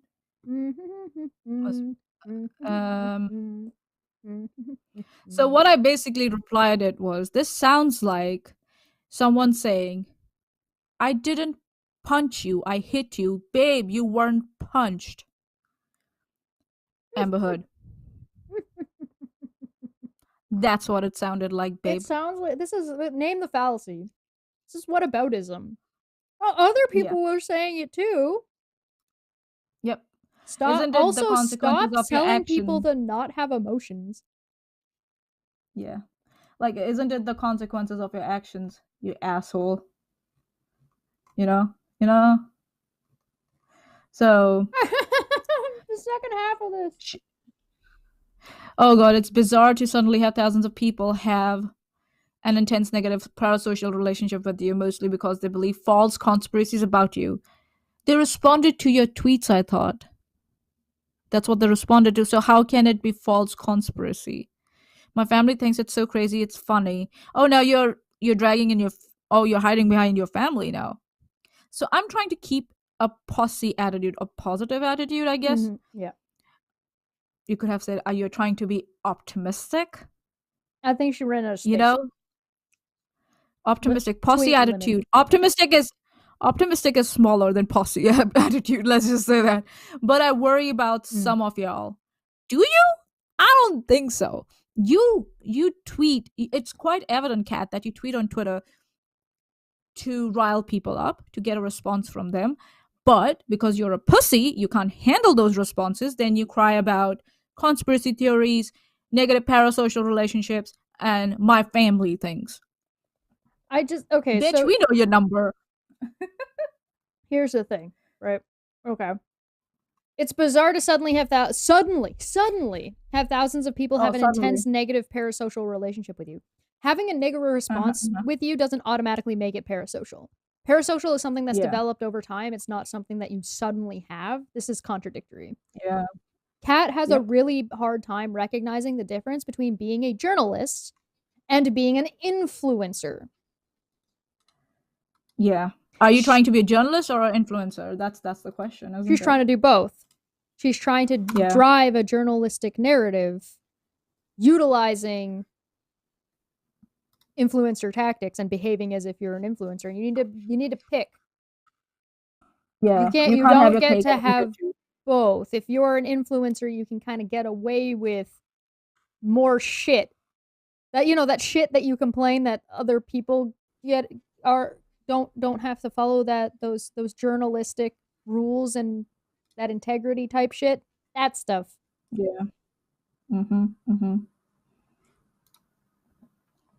So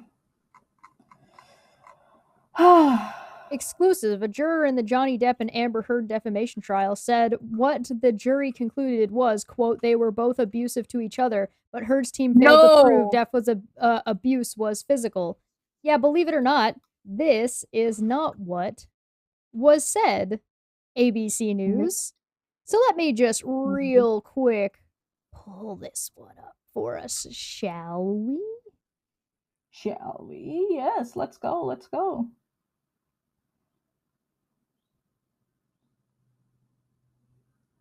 News exclusive with a juror in the Johnny Depp AmberHeard defamation trial. Speaking out for the first time about the verdict, Trevor Arlt here with the story. Good morning, Trevor. Good morning, George. You know, this trial had the whole world watching and debating every question, every claim. And this morning, we have exclusive insight into what the jury was thinking. Now, we agreed not to reveal his identity or juror number, so you won't see his face, but hear his voice. We will but reveal he his revealed gender. a lot about how these multi-million-dollar decisions were made. This morning, an ABC News exclusive. New details.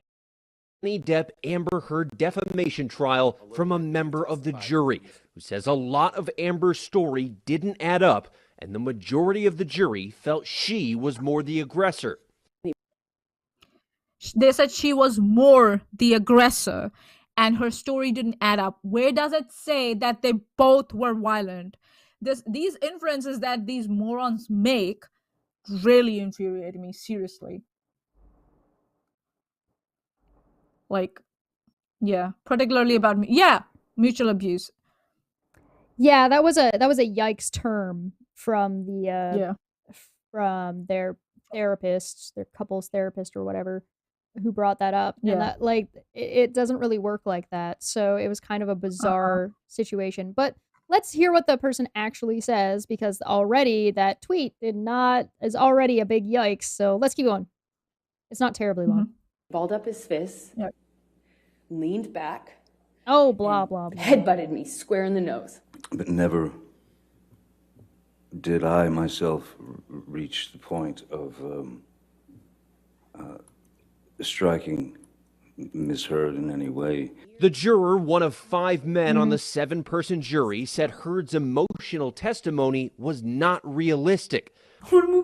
One of 5 men on a 7-person jury. There's so full of misogyny. Oh my god. Like, yeah, being a man actually makes you automatically misogynist. Yeah, Said she wasn't believable. With my life. The crying, the facial expressions that she had, the staring at the jury, all of us were very uncomfortable. She would answer one question and she would be crying, and 2 seconds later she would turn ice cold. Some of us use the expression crocodile tears. I didn't think he knew what he was doing. What tears? Oh yeah, where that one news organization actually photoshopped tears on Amber Heard's face. Yeah, right. yeah, Those tears. yeah. Right. I don't know how. I don't want to do this. I don't want to do this. On Depp's side, a lot of the jury felt what he was saying at the end of the day was more believable. He just seemed a little more real in terms of how he was responding to questions. His emotional state was very stable throughout. It could begin with, throwing a TV remote. Yeah, that's not a good argument. No. Like, from like a, and that's if why it was the lawyer, right? Because this is the jury, right? This is the jury giving their impression about what somebody was saying based on a defamation trial. Again, defamation. Not the criminal trial. Case. There was no criminal trial. And the UK trial was also not a criminal trial. Let's just say that. At my head, and it could be throwing a glass of wine in my face. The juror said the revelation Heard had not donated her $7 million divorce settlement to charity was a fiasco for her. You still haven't donated the $7 million divorce settlement to charity. Incorrect. I pledged the entirety. I use pledge and donation synonymous with one another. She goes on a talk show in the UK. The video shows her sitting there telling the host that she gave all that money away. And the terms she used in that video clip were, I gave it away. I donated it. It's gone. But the fact is, she didn't give much of it away at all. He also disputed Heard's attorney's claim the jury was influenced by social media, saying, "We followed the evidence. Myself and at least 2 other jurors don't use Twitter or Facebook. Others who had it made a point not to talk about it." He said, ultimately, what I think is truthful was that they were both abusive to each other. I don't think that makes either of them right or wrong. But to rise to the level of what she was claiming, there wasn't enough or any evidence that really supported what she was saying. I doubt that the juror said that they both were. I think so. They just added it in the end. I don't believe that at all. I don't know. I think it sounds like that instead of saying abusive, it sounds like what they mean is toxic. Their relationship was toxic. And they're just like, they're paraphrasing all this shit. I personally believe, because I don't believe the mainstream media anymore since I have seen how they covered this trial. My trust in the mainstream media organizations has so gone you're into saying the bin. ABC picks or it didn't happen? Like if you don't actually have an audio clip of this person talking, fuck off, we don't care? Yeah, we don't care. And also like an interesting point about, the jury getting influenced by social media. Yeah, they might have been influenced by social media. You know how? Because AmberHeard's team brought in front of the jury the hashtags AmberTurd. There's justice thing. for Johnny Depp. There's another thing in here though that I think is actually put the numbers in front of the jury. I like how unimpressive the numbers were. Yeah, I was like, so yeah, they were influenced by the social media brought forward by AmberHeard's team. Kudos to them. There's a bit in this what the tweet says though that I still think it's misrepresentative because it says exclusive, a juror in the Johnny Depp and Amber Heard defamation trial said what the jury concluded was they were both abusive to each other. No. That wasn't don't the use conclusion. the word conclusive here. Yeah. Added Because that the he conclusive was something Johnny else. did not hit Amber. And he also revealed the jury was given no guidance okay. on the amount of money that both stars were awarded. He said each juror threw out a number that they thought was fair. And notably about the attorneys, he said he thought Depp's team was sharp, while Heard's team had sharp elbows, meaning they were abrupt. They frequently interrupted. Now, Heard, of course, does plan to appeal this, and Depp is about to be back in court with these same lawyers for a separate case. He's accused of assaulting a manager on a movie set back in 2017. That was thrown out. Yeah, was thrown out. We've talked about that. I don't know That why was this is coming dealt out outside now. the court. This was tweeted on June 16th, so that's when this is. Yeah, from, so around that time, yeah. So there's like there's another bit here, right? That is kind of a big yikes. Now is we're past Amber's time to file her appeal. Now there has been some technical around that because she had until when? The 15th. 15th. Some people are saying 4th, but some people are saying she has till 15th. So TikTok, the time's running on that. It's the 9th. Yeah, till she has end of next week. Till end of next week. Yep. Thursday to be precise. And then Depp also has time to file his as well. He's got like he filed his the next day after she did. Yeah, within 24 hours if I'm not wrong, or maximum 48 hours. Yeah. I just like the amount of pushing people were doing for Amber is ridiculous. And there's a lawyer on YouTube who shared insights into Amber Heard's new team and how like people are saying, they are experts in First Amendment and shit. Yeah. But what that lawyer explained, she's a lady. I'll find it for you, and maybe we can put it in the description later. The link to that YouTube video. She said that they have won their case on mere technicalities, not based on their arguments. Okay. So it might appear that they're good lawyers, but they are not. So we'll see, I guess. Did I just make an expression like Amber did? My dog stepped on a bee. I don't know. We'll see what happens. The thing is, and I stand by this, if you wanted to argue the First Amendment issue, you should have argued the First Amendment issue because they only brought it up in opening and closing. They didn't actually bring on any amendment professionals. They didn't argue that during the case. So to see it in the appeal, we'll see, I guess. And I'm quite sure it was Amber Heard's idea to bring that up. I'm quite sure. So in this person's defense, this is back from May 24th. If you're following the Depp Heard trial, you have probably seen a lot of women saying some version of "I'm a survivor," and as a real survivor, I can tell you that you shouldn't believe Amber Heard. Why is that happening? A thread. First, it's worth noting that survivors are a heterogeneous group. Perpetrators do not pick victims based on their political beliefs, and experience violence is not always radicalized for every woman. I conducted my dissertation work in a conservative state, and there was a lot of conservative victims who insisted that I should believe them and not other women. One even emailed me a Jordan Peterson video to try to convince me to write a victim-blaming dissertation. These women are particularly likely to express anger at other women who speak out because they are ruining my credibility. Survivors who hold this ideology are particularly likely to be elevated by groups like men's rights activists. They see sexist women as legitimizing their movement and not about gender and not about hate.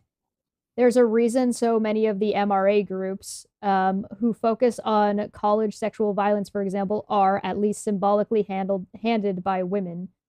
And there are women happy to take on that role, especially if it confers them with some privilege and protection in the usually white heteropatriarchy.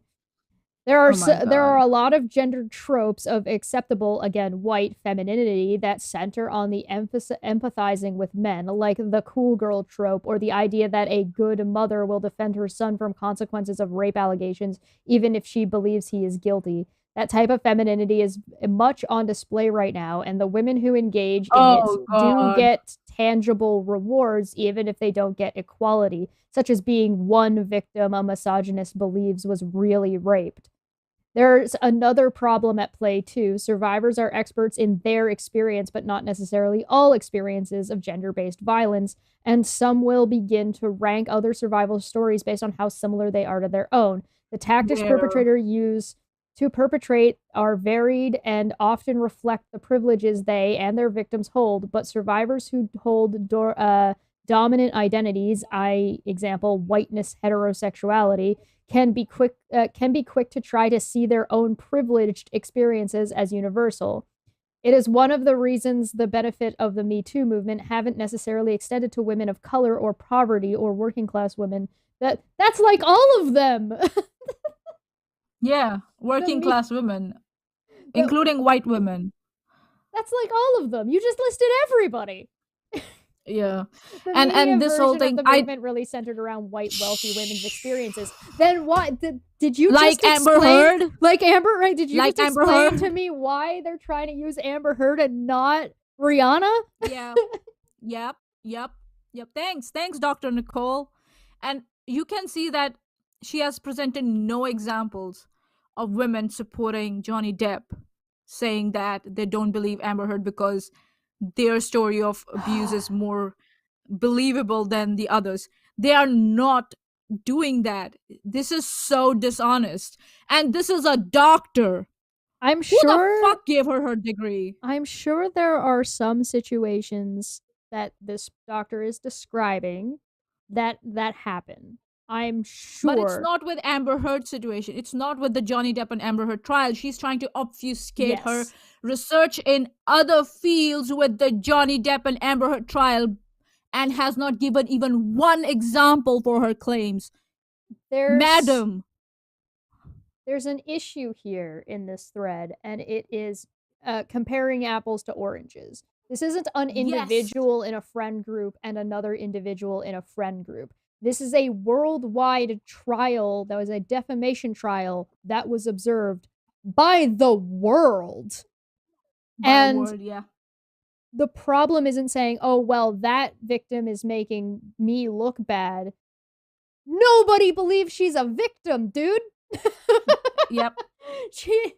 That's the problem. And people don't believe she's not a...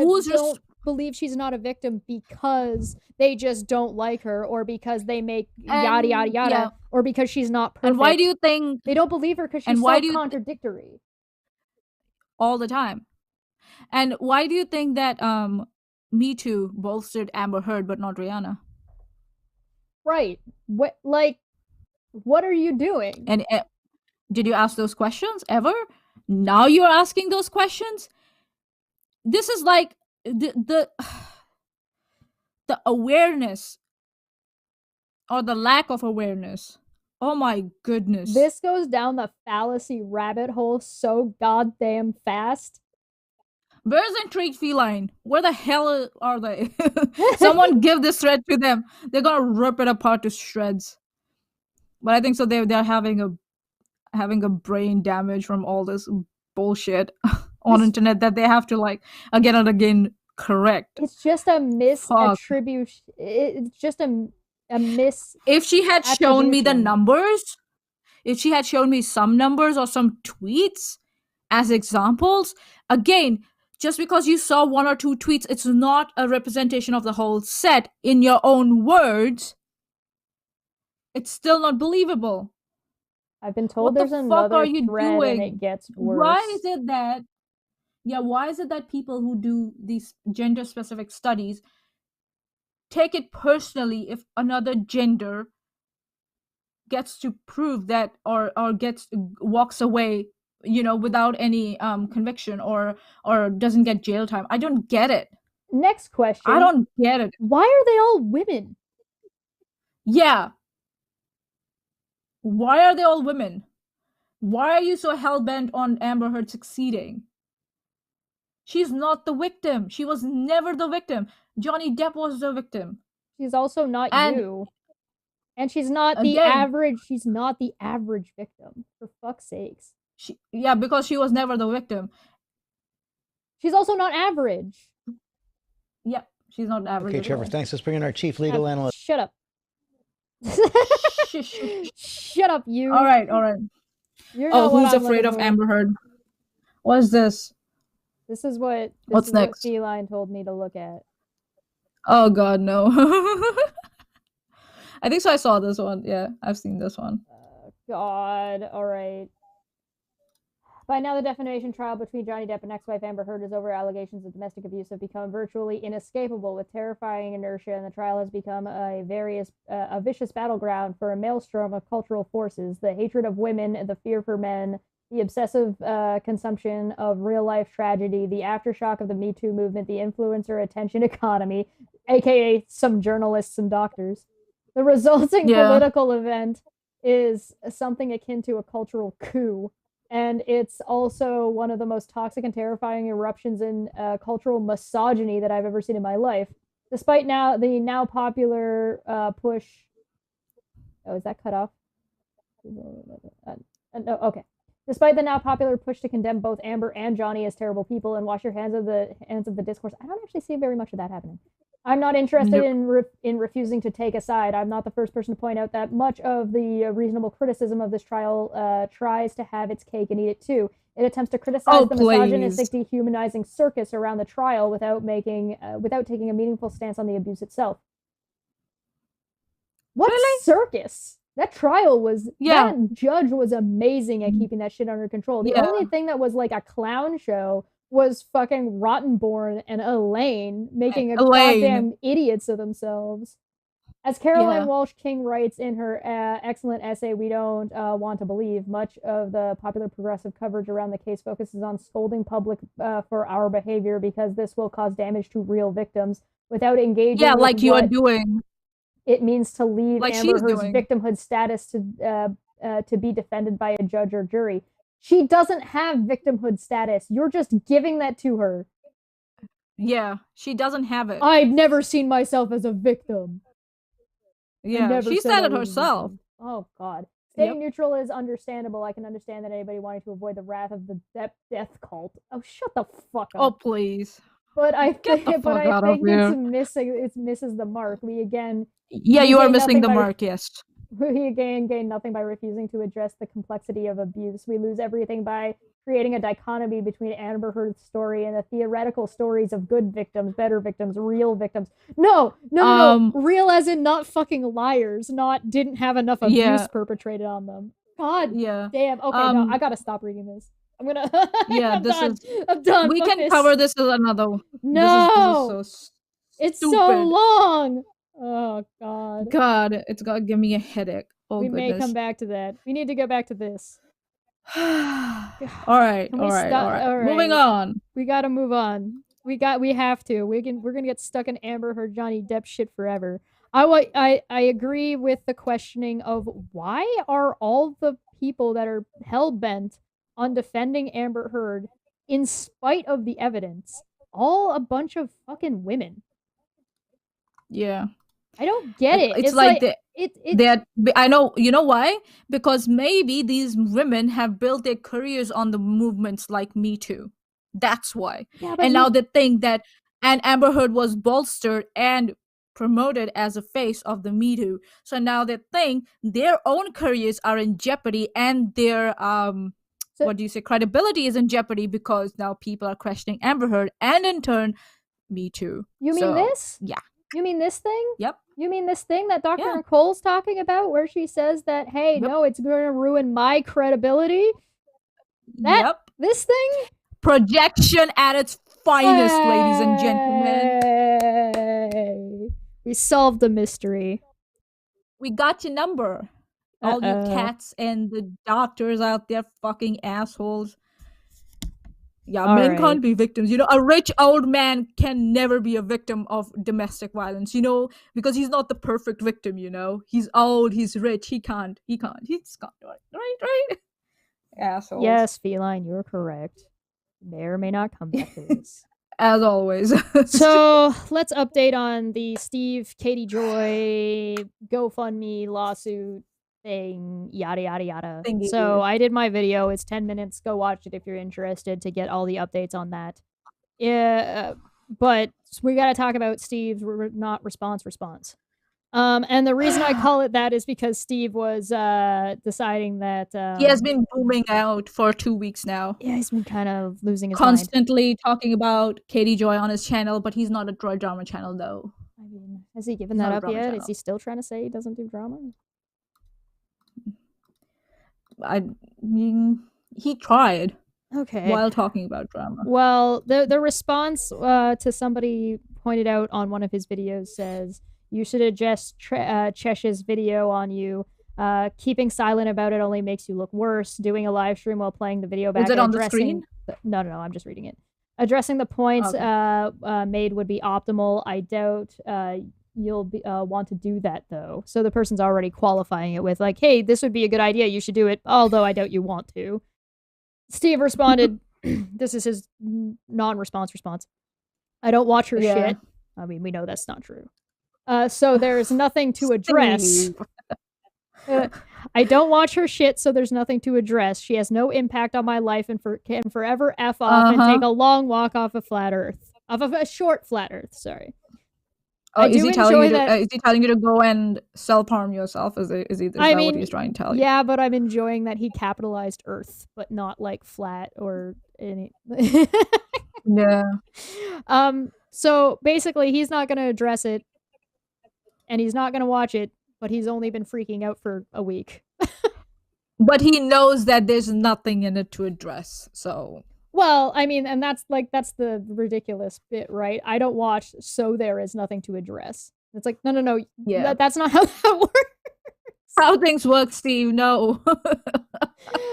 And then, so the person, he then also said, oh, there was an edit. I had to edit the name for this comment to show up. He has my name blocked. Oh, but, God. blocked words. So yeah, he then said, if someone ever has questions for me, they can DM me. Always been open for honest interlocutors. Oh yeah. So this is the I'm transparent DM me. Oh yeah. Trust me, bro.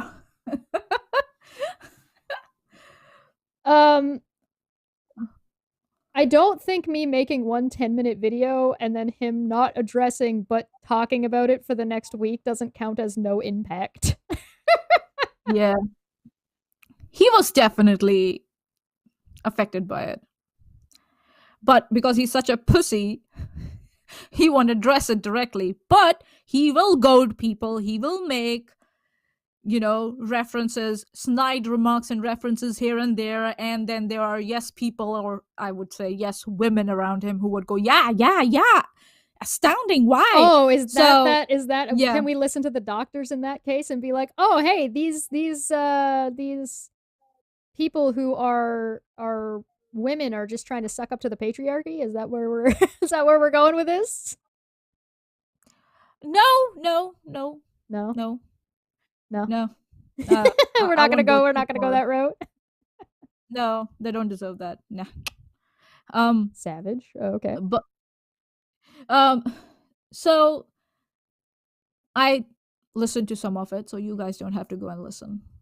Right? So he is if you look at my tweet, Maanyaa.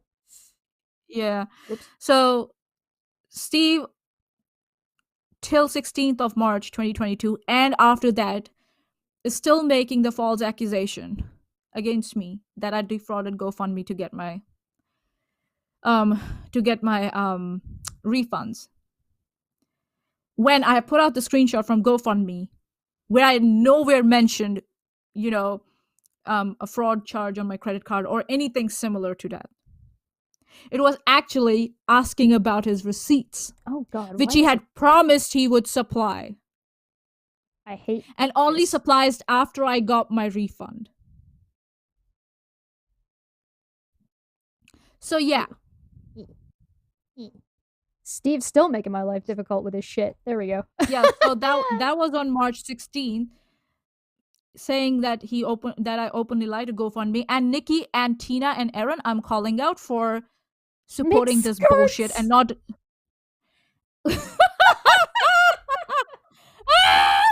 Oh no! Oh God, Smitty! Oh God, no! Listen, let's not go that route, okay? Oh, we're not that desperate. Our arguments have much more quality than to go that route, but I appreciate the sentiment, if I might say.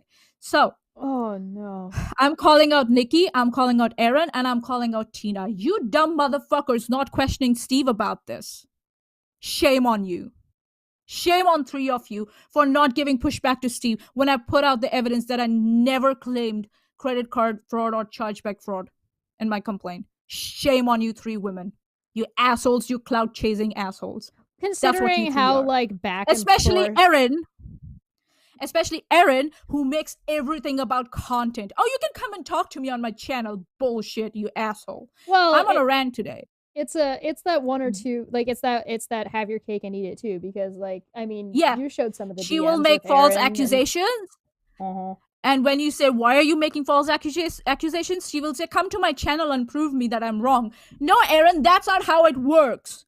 Asshole. That's backwards. You're supposed to do your research beforehand. Yeah. And Steve, you're asking for my attention now. For last 2 weeks, you have been asking for my attention. Do you remember what happened last time I gave you attention? Do you know how many views that video has? It's not monetized, so it's not clout chasing. That video is Steve would have to have clout to begin with, man. Yeah. You don't have fucking shit. And whatever integrity you had, left with Chesh. Let's just say that. So, I fucking dare you. Ask me again for my attention, and I'll give it to you. And you know what happened last time when you asked for my attention? Your GoFundMe has not recovered from it. Well, and here's the thing. Fucking dare you. Right, so here on screen. The only reason you supplied receipts was when I got my refund back. Maanyaa, and it was mentioned on your GoFundMe. What's this we're looking at? So this is a screenshot from GoFundMe. The email you posted this on August 26th. Yes. Yeah. Okay. After 3 months of Steve continuously making snide remarks about me, of falsifying, accusing or you of a crime. I think I remember Of a Aaron crime. and Tina and Steve being very, very upset about people accusing other people online of crime without any Yep. evidence or showing anything without any evidence. about. But it's about fine crime, to right? accuse me, right? It's fine to accuse me without any evidence, right? Well, so, you posted so that this. screenshot. Yeah. Yeah. So Steve is such an asshole and is such a gaslighter that I started doubting myself that did I really claim chargeback fraud? So I went back to GoFundMe and I said, can you give me a copy of my complaint? I said a screenshot will do. And they said, we can't give you an internal screenshot of our internal systems, but I can give you word for word Copy paste of what you typed in your complaint. And this is what it says. Concerns about how the money is being used, the funds were not used as stated on the campaign, which is true because Steve had not posted any receipts at that time, and his behavior on Twitter told me that he was sending money off to people who were suffering from addiction. And we know also that he never, at this point now, has not filed. Yeah. So I was not confident in where that money was going, so that's the reason I gave. And again, it says requesting a refund because they have not filed the case yet, as it says in paragraph 1, line 5 of the GoFundMe. Then why have they withdrawn the money? I could have said, where are the receipts? But that's what it implies, right? Where did the money go? That's the question. You said you were going to post receipts. You never posted receipts. I don't see anything about a credit card in here. Or a chargeback fraud. You asshole. Aaron, are you going to call out Steve now? So are you going to... On the other hand... Are you going to tell Steve, like, what the fuck? The reason why Steve, because I'm aware of this, I've seen this shit. The reason why Steve went to the credit card thing is that he asked GoFundMe why you were getting your money back. And the GoFundMe agent told him, well, I can't tell you the details of that because that's none of your fucking business. Of course not. It's part of their internal shit. It's not public information. So of course they're not going to give you that information. But the agent gave him an example that sometimes it's this, and he just took that and ran with it as if it was fact. And now, despite till today, despite Maanyaa posting this, despite you saying stuff months ago that was not the case, and showing months ago even that that's not the case, and based on an example that an agent gave of why something might be returned, not this is why it was returned. And so it's a grasping at straws problem, and he's basically... They can use any reason to refund me the money, but what I didn't ask it in this way. I didn't use that reasoning. Right. And there's an additional problem, right? He's using the excuse of, well, I don't watch or look at their shit, which we know isn't the case. To say that, to allow himself to continue making accusations that have been disproven. Yep. So if we scroll down, I present the clip from one of his live streams, latest live streams, where he has been... Oh, yeah. Corporate, easy find the difference. They are the same. Alex Jones and Steve McRae. Oh, God. But this is the problem, right? This is a situation where Steve is pushing something that he doesn't have actual evidence for, and then is basically putting Maanyaa in a position where she's got to disprove the allegations. The same thing that Katie did to him. The same thing that plenty of people about different things have done. It doesn't work like that. Sorry. Yeah. So he gets mad when people accuse him of shit without proof, but he's happy to accuse me of shit without proof. Is this the one you wanted? How fucking dare you? Guarantee they pay for. It doesn't come out of the donees. In other words, if somebody gets a refund, it doesn't come out of my account. It comes out, GoFundMe pays it, but they'll only do that, from what I understand, if somebody can prove or show, I don't know how much evidence is required, that their credit card was illegally used. Like if I stole your credit card and I use it for GoFundMe, that's what it's used for. Did he say, hold on, I'm going to replay that again real quick. Sorry, there's no closed captions. Donees.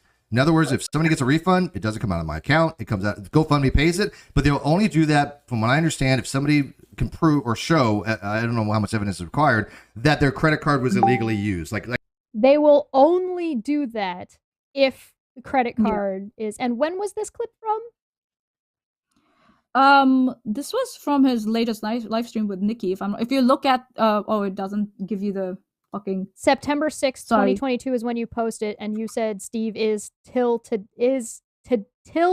I think you mean still today. It's after lying, that, actually. Lying, despite me proving that I didn't use unauthorized credit card charge as the reason. He's also lying to his donors to stop them from asking for refunds. Unauthorized charge is not the only reason you can get a refund for. There can be many other reasons. And this is what we talked about with Vic Mignogna, right? Oh, sorry, I missed a super chat. I'll just scroll up real quick. EMP for 5 says, prediction, he's going to get worse and worse. I mean, there's the door-to-door salesman talk again and again and again, X infinity. That is, he is apparently honest. Yep. So this is the thing we mentioned with Vic Mignogna, right? We talked about how when you get to the point of using your ignorance as a shield to cover up your negligence. It's in the TOS. It's in the terms of service. It's in the GoFundMe guarantee. You can go and look and check to see what that is. And this is what I mean when I say we're going to talk about Steve's response, not response. He's not actually responding by actually addressing any of the problematic things, like the fact that he can't file, like the fact that he didn't file and can't file and is now dismissed with prejudice, meaning that even if there is litigation, even if there's litigation in the future, he cannot bring any of this up in court unless Katie brings it up in court. But Katie's countersuit is now voided because there's no suit to counter. And so and while saying he's still going for some kind of legal recourse, when he has zero legal recourse at this point. He is still claiming on his GoFundMe that Katie is still suing him. Where's the case number there? Where's the filing? What is she suing you for? Yeah. So you see the level of transparency that he is showing. So this was the same day. This clip comes from the same day. He did this live stream the same day I posted this. Yeah. The problem is that you've now got three counts of him pushing some bullshit based off of, like, at best, some, like, straw grasping inference, and then being shown that that is not the case, and that information being publicly available, him actively ignoring it, and then using it as an excuse to keep pushing the same shit. Right? That's what I'm saying with him asking for my attention. And he's asking for my attention by doing that. And if he wants it, I'll give it to him. My channel is not monetized. I don't give a shit about monetization or clout. That's why when I have to call out people, I do it on my channel. Because then they can't say I'm chasing clout or I'm chasing money. I don't give a two shits about that. The problem is that credit card being faked is not even the most common reason people get their money back from a GoFundMe. The most common reason people get a GoFundMe money back is because the GoFundMe user didn't uphold their end of the bargain. And Intrigueland is right. One such reason is the GoFundMe creator not holding up their end of the bargain to actually use the donations for the cause they said they would be going to use it for, not retroactively applied, to provide records that donations are being used for that purpose as well. And this is the same problem that you have with Rakitas. Same fucking problem. And it was the same problem with fucking Sean's GoFundMe. Sean's GoFundMe, and there was a level of integrity there. If anybody remembers when that shit happened, when Sean lied to people and used the money in a way that he was walking a gray line. I would agree with that, but he lied about it, right? And what was the standard that was set? Oh, well, this is what, and I'm upfront, and this is what happened. If you feel like you've been ripped off, here's your money back. Why isn't that being upheld here? Apparently I did. Apparently I took the integrity with me when I left. Yep. That's why. And if you expand on that, there's another clip where he specifically mentions the $200 that were refunded. So he is asking for my attention. Well, He's if you look asking at, for my attention because there's no one else who got $200 refunded from that GoFundMe. if you So, look Steve, at you the, want it? I double dare you. if you look at Give the me one more comments, reason. one of the comments states that he paid $5,000 out of his own pocket. And if you remember, he actually, the GoFundMe says 8,000. So where's that crossover? 4,000 coming. Could it possibly be that $4,000 that he's using to reimburse himself for, which is not what the GoFundMe says? And I saw Aaron. Now he's reimbursing himself. Aaron making that argument for him on Twitter, and I was just like, "This reads like copium. Cope harder. What are you doing?" Yep. So he's making the argument that I already defunct in that 10-minute video because he did exactly like I predicted he was going to do, and he basically is just been rambling on, trying to not answer but answer. And it's so weird. Like, why are you being so weird about this? This is such a simple thing. All he has to do is just be upfront and transparent and honest with people like he says he is all the time. So just do that. Just tell people and show the receipts like you keep saying you're gonna do. I don't understand. Yeah. Like, why are you being so weird? I don't know. Yeah, and why are you pushing your GoFundMe now? Why have you suddenly decided to use your GoFundMe to reimburse that's yourself? really weird. That's really weird. He's pushing the GoFundMe now more than when he pushed it when he still had time to file, which is fucking bizarre. Weird. So he's becoming the problem that he claims that he is he's trying to solve. He's all about, he's getting harassed by trolls. They're making videos about him and yada, yada, yada. They can fuck right off. And, what is he doing? What has he been doing for the last 2 weeks? Look, go at his channel, Steve McRae channel, and see what he has been doing. Are you asking me to? Katie Joy, WACB. No, people can go and look themselves. It's all about Katie Joy for the last 2 weeks. He's been imploding and then goading. So if you look at that other clip, Chesh, at the bottom, he does actually mention me when I reply to intrigue. Show more down here. Expand on that. Yeah. Hey, all right. Yeah, there we go. So, sorry, there are League of Legends sounds in the background. My GoFundMe made $4,400. One person, because they scammed GoFundMe, and I do believe that, they got $200 Here back. we go. From me. I didn't give them the money back. At least he admits that you asked and he didn't give you the money back. Yep. I like how he's like it's so bizarre, like addressing, not addressing. Dude, either just address it or don't. Stop being so fucking weird. I didn't even accuse him of fucking. I didn't even accuse him of anything in that entire video. Yep. I mean, he's admitting everything. Like, I'm gonna play this. Yes. I'm gonna play this again real quick.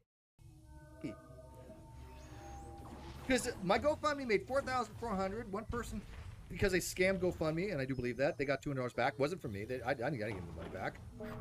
So he still got. I didn't give them money back. So you didn't give the money back, but he still got. So he's actually saying the GoFundMe made more because that 200 came out of what was visually there. But so that means my math was wrong in that video. No, because there should be another 2. No. What do you mean? No. Okay. GoFundMe guarantee does not affect the donations. Right. So that means so my math is wrong. I did the math at 4,205, but Steve actually got an additional $200. So for whoever got so my math is off. He actually he got more and spent less. More. And that's I was actually nice to him in that video. There's 2 receipts that are posted. One of them shows a subtotal of $425, and then the next one shows a payment of $425. So I counted those separately. So it might but those might have been for the same thing because the screenshots and receipts are so goddamn all over the place. I didn't want to, so I just took the benefit of the doubt and said, like, let's assume that these are different numbers and that they got paid differently or separately or whatever, and that's Yeah, fine. so But if you go and actually look at all those, if you actually go and analyze all those screenshots, I might have put in, just as it was presented, some of those numbers double up, which means he would have actually, like the last time he spent money on this GoFundMe was in July of last year. Yep. Like so there was like July that just passed, and then nothing between July that just passed through that previous year. So he has been setting up and working on this, but there's been not a single charge for his lawyer during the entire time that the GoFundMe was set up, except from December was the latest one all the way to July. Yeah, sus is right. Sus, really sus. So yeah, so he's still accusing me of fraud. Yeah. Of defrauding GoFundMe. You're gonna need so some he's asking for my citations attention. for that. Yeah. He wants my attention. Mm-hmm. Steve, do you really want my attention, buddy?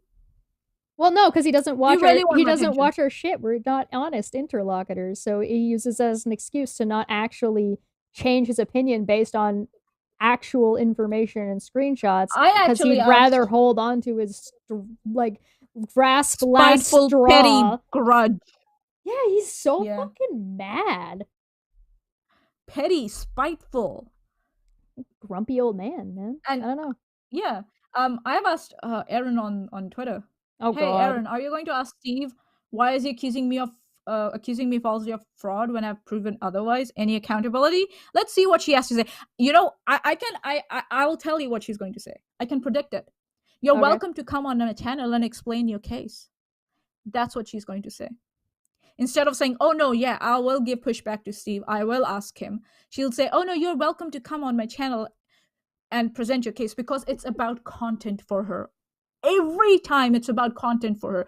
Even little of spite, she will go back and revisit that thing again and again to make fucking content out of it. That's what it is. And I bloody well am predicting it. That's what's going to happen. All right, so you sent me this other clip. So, yeah. Hold on to it. Yeah. So, remember when we had that mod call? Oh, yeah. I remember. The one that's public that anybody can go and watch for themselves to see what went down between Non Sequitur, because, you know, some of us actually are transparent and won't try to hide behind anything after, you know, Steve publicly went on to Discord to have this conversation and then had the mod meeting and the mediation meeting, and then tried to make the mediation meeting private. Yeah. Yeah. And try to blame me for his tantrum. Yeah. Because I just tweeted about my affiliation with him for some reason. So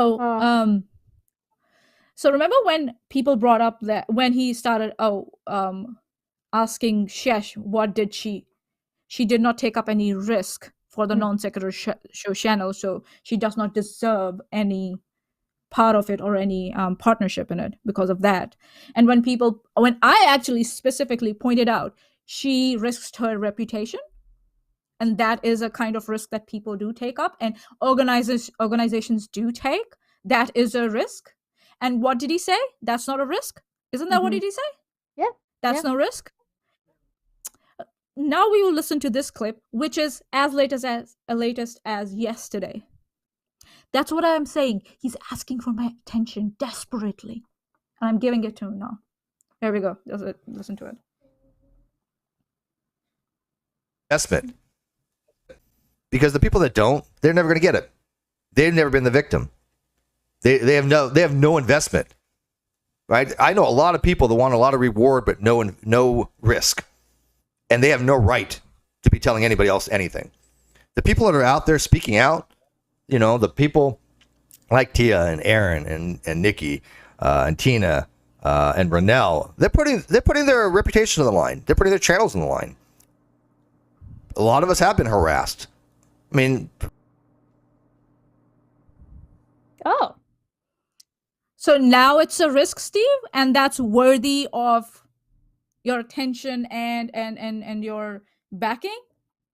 Now it's a risk when it's convenient for you, you asshole. Have you forgotten for 2 + 3 years how much Chesh went through, the names she was called, the videos that were made on her, the twisting of words, attacking her credibility, just because she was associated with you.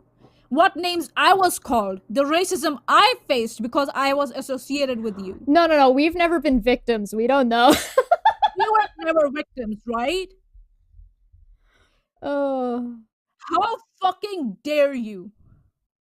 You petty old bum. This guy is unfucking believable. But friends don't pay friends, though.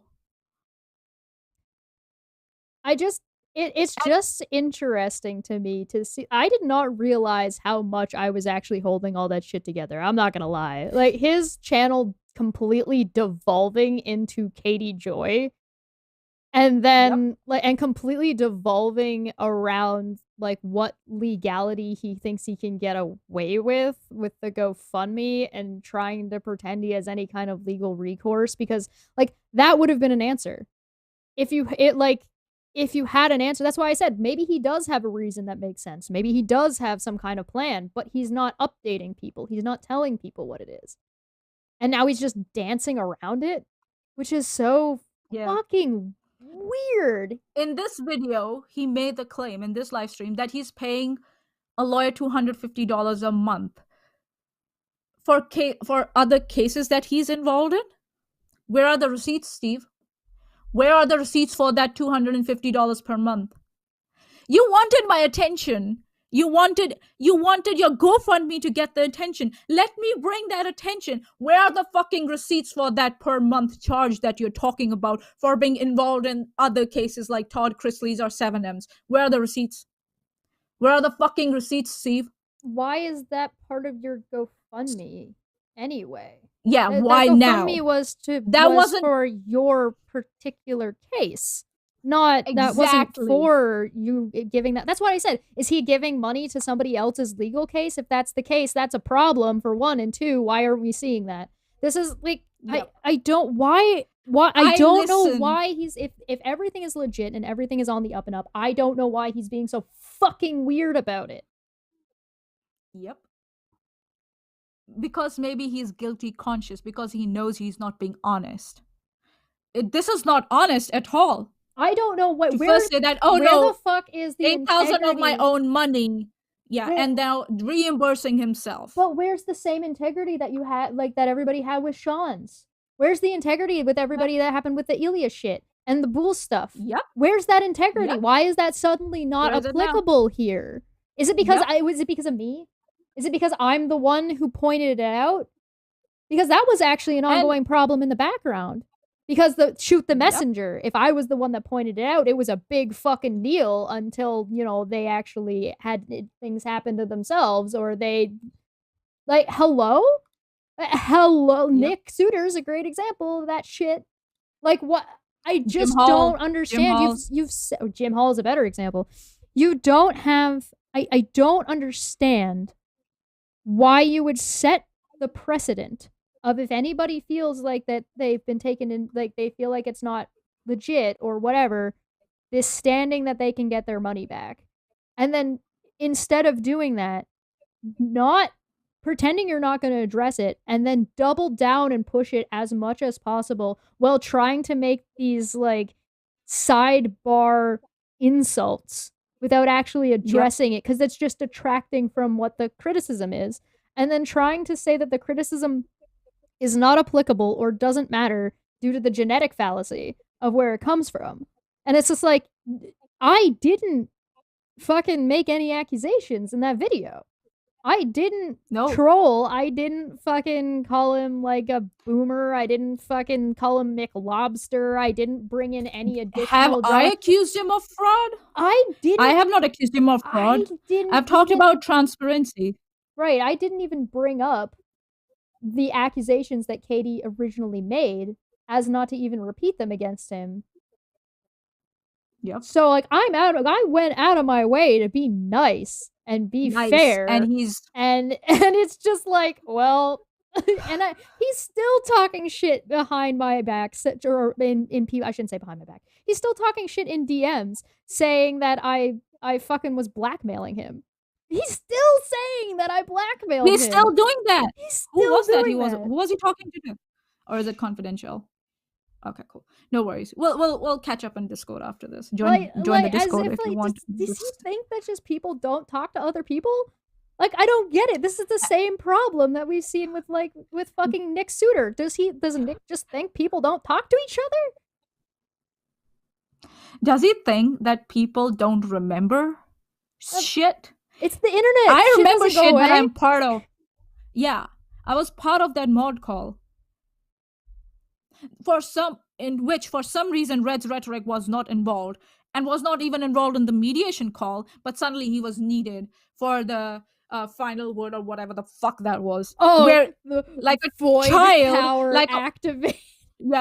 Yeah, veto power activated, and Veto power, and for some reason, Reds like a child brought up my profile picture from Twitter and scribbled over it. What the fuck was that? So, and I will say this one more thing. You know, you Tina, really made it on YouTube when a fucking dejected ex makes a video about you.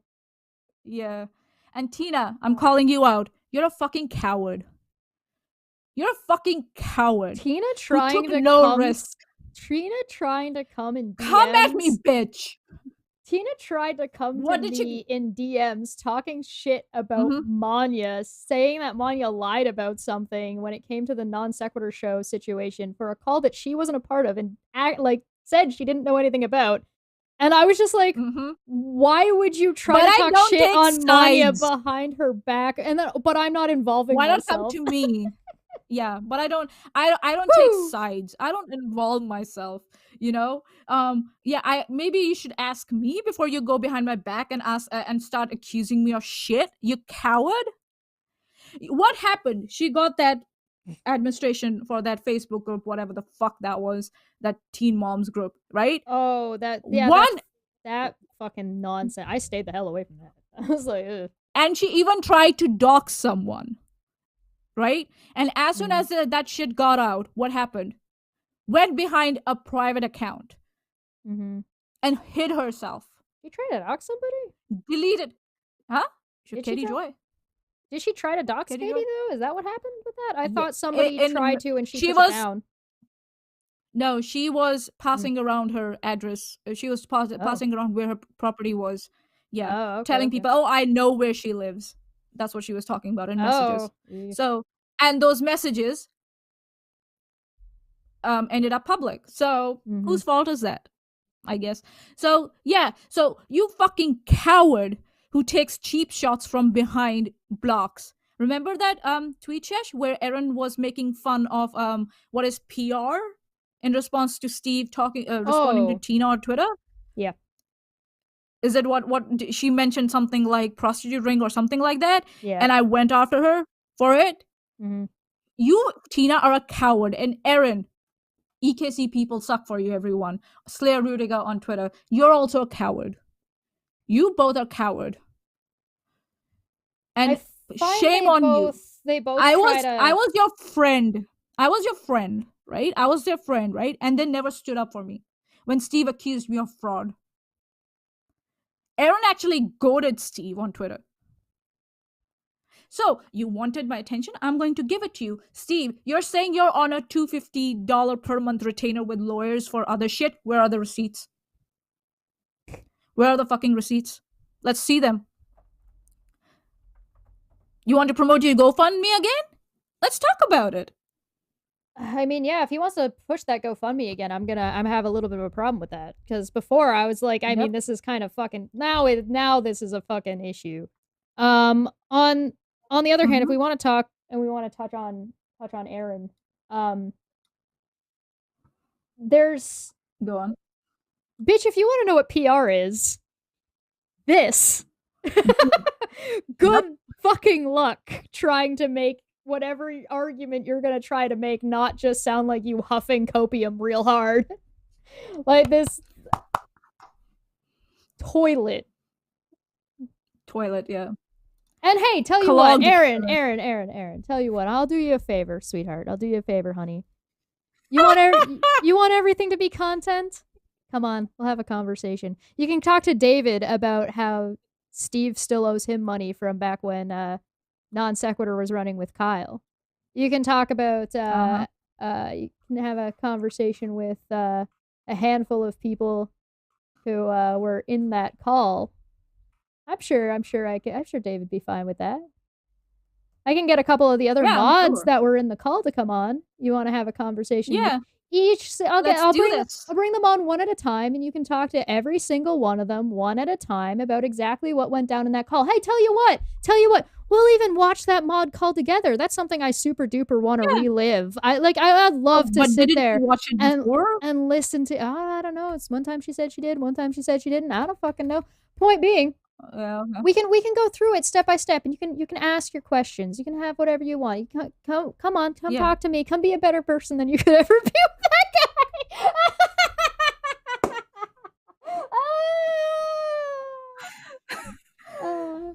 This guy is unfucking believable. Basically, what I'm getting at is you and Tina don't know what the fuck you're talking about. Your argumentation is shit. Your PR is garbage, and you might want to learn it. And Steve's being sketchy. There's a reason. Fuck, and I don't know why. There's a reason why Chesh has survived Steve.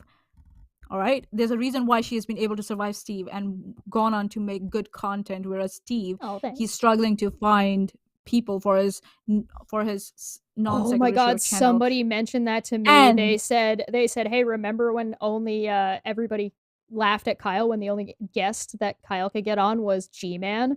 Guess who's going on the Non Sequitur show? It's fucking G-Man. I don't know if you remember, but Steve was really mad about G-Man being on Non Sequitur show because they swore up and down that G-Man would not be welcome on that show at all. And now Steve's having him on. Didn't Steve say that he won't have Jim Hall on his channel anymore, and he had him immediately on his channel, on the non-sec channel after you left? Yeah. Right? When he said that he wouldn't let anyone threaten Chesh, and then he immediately so PR, and what was it's a porn ring, Aaron. Yeah, we were all just sucking Steve's dick, and now it's your turn to be part of the PR ring. So have fun sucking on Steve's dick. Oh yeah, I was going to say there's a reason. Yeah, there's a reason why Chesh survived this, and I have a master's degree in engineering, bitch. There's a reason. And Aaron knows because she saw the copy of that degree. She knows I know what I'm talking about. So fuck you, Aaron. Have you ever asked, EMP for 10 said, have you asked Steve what he thinks he's done that's so bad that he can be blackmailed? Yeah, I don't know. That's what I said. Yeah, like, that's an admission of dishonesty without admitting dishonesty. Yeah, exactly. That's like, Chesh is going to blackmail me. And I was like, with what? I don't know what you're talking about. On the other hand, though, there's a bit about this blackmail thing, and it's like, I mean, Aaron should have the receipts for that, right? Yeah, she should. Right? Like, clearly. Yeah. This totally isn't just a bunch of fucking this isn't just a bunch of streams older people trying to not understanding how the internet works, circle jerking themselves in a drama circle, right? That's definitely not what this is. This is not Aaron going on Steve's deck. But please, Aaron, come and tell Elmo how I'm blackmailing. Be a better person here. Come, take my hand. Aaron, what do I say? But Chesh. No, I don't actually want you. That was a joke, by the way. Sorry, go ahead. Yeah, fuck off. But her live streams are titled "The Truth Comes Out," so she knows what the fuck is going on, isn't it? She definitely knows what the fuck is going on. I had a long time ago, I said that I understood why people trolled Steve, like why this was like. I said it on one of Steve's streams. I was like, no, I totally understand. He's easy to get riled up. I made a 10-minute, very fair, very charitable information video, and he's been flipping out for 2 weeks, or a week, sorry, since the video came out. And it's just, I don't know. I don't get it. It doesn't really make any sense. I think Reds is making a very big mistake in tying his name to yet another sketchy as fuck GoFundMe. Yep. Just saying. And Steve, don't worry about deleting these live streams. I've got them downloaded. So even if you delete them, I still have full-length live streams, so I can go back to them if I want to for reference. So yeah, if you want my attention specifically, he's such a he's full of shit. I'll just end on this. Let's end on this. Okay, yeah. You want the last word? Go for it. I took $200 out of that GoFundMe, right?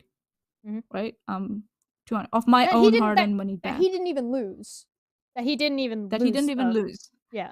But for some reason, he made such a big hue cry about it. He didn't have to do anything about it. You know, he could have said, okay, she wanted refunds.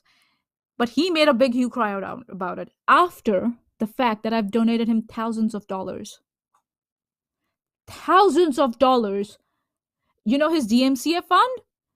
1/3 of it came from my pocket. And not to count the super chats that would come up in hundreds of dollars. And Rez's money too. We have given you hundreds and thousands of dollars, and you fucking went apeshit for $200 for some reason. You fucking hypocritical bum. Who couldn't even like fulfill his own promise. And blames everyone else but himself for not being able to fulfill his promise. That includes Erin also. She was blaming everyone else but Steve for not being able to file his case. Go and check out her Twitter. It's on there.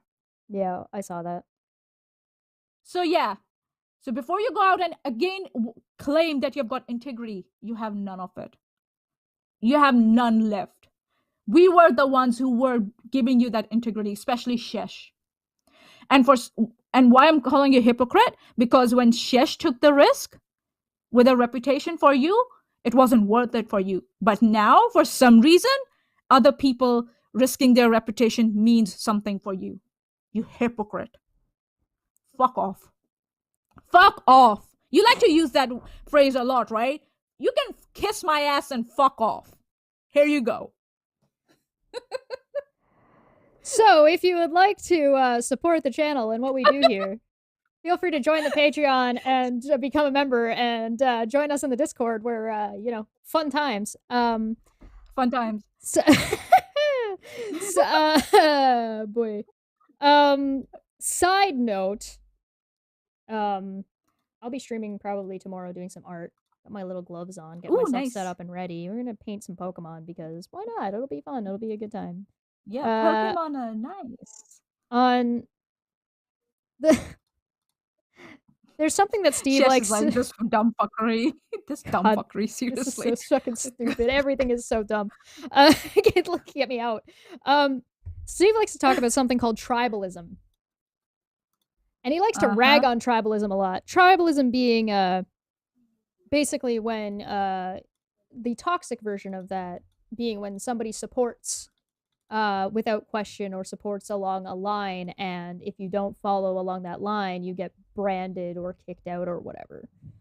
I don't know how else to describe his reaction to everything other than him trying to maintain and keep this tribalistic behavior through Erin and Tina and himself to maintain an image that they don't know how to maintain.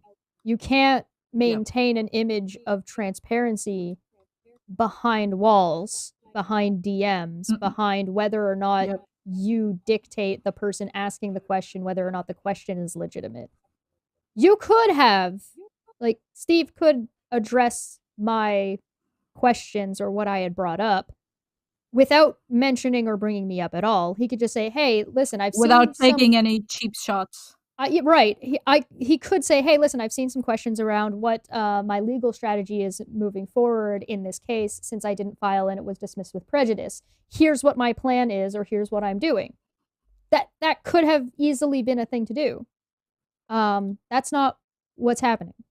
And I think you've all potentially seen enough Caffeine Corner episodes to know what that means.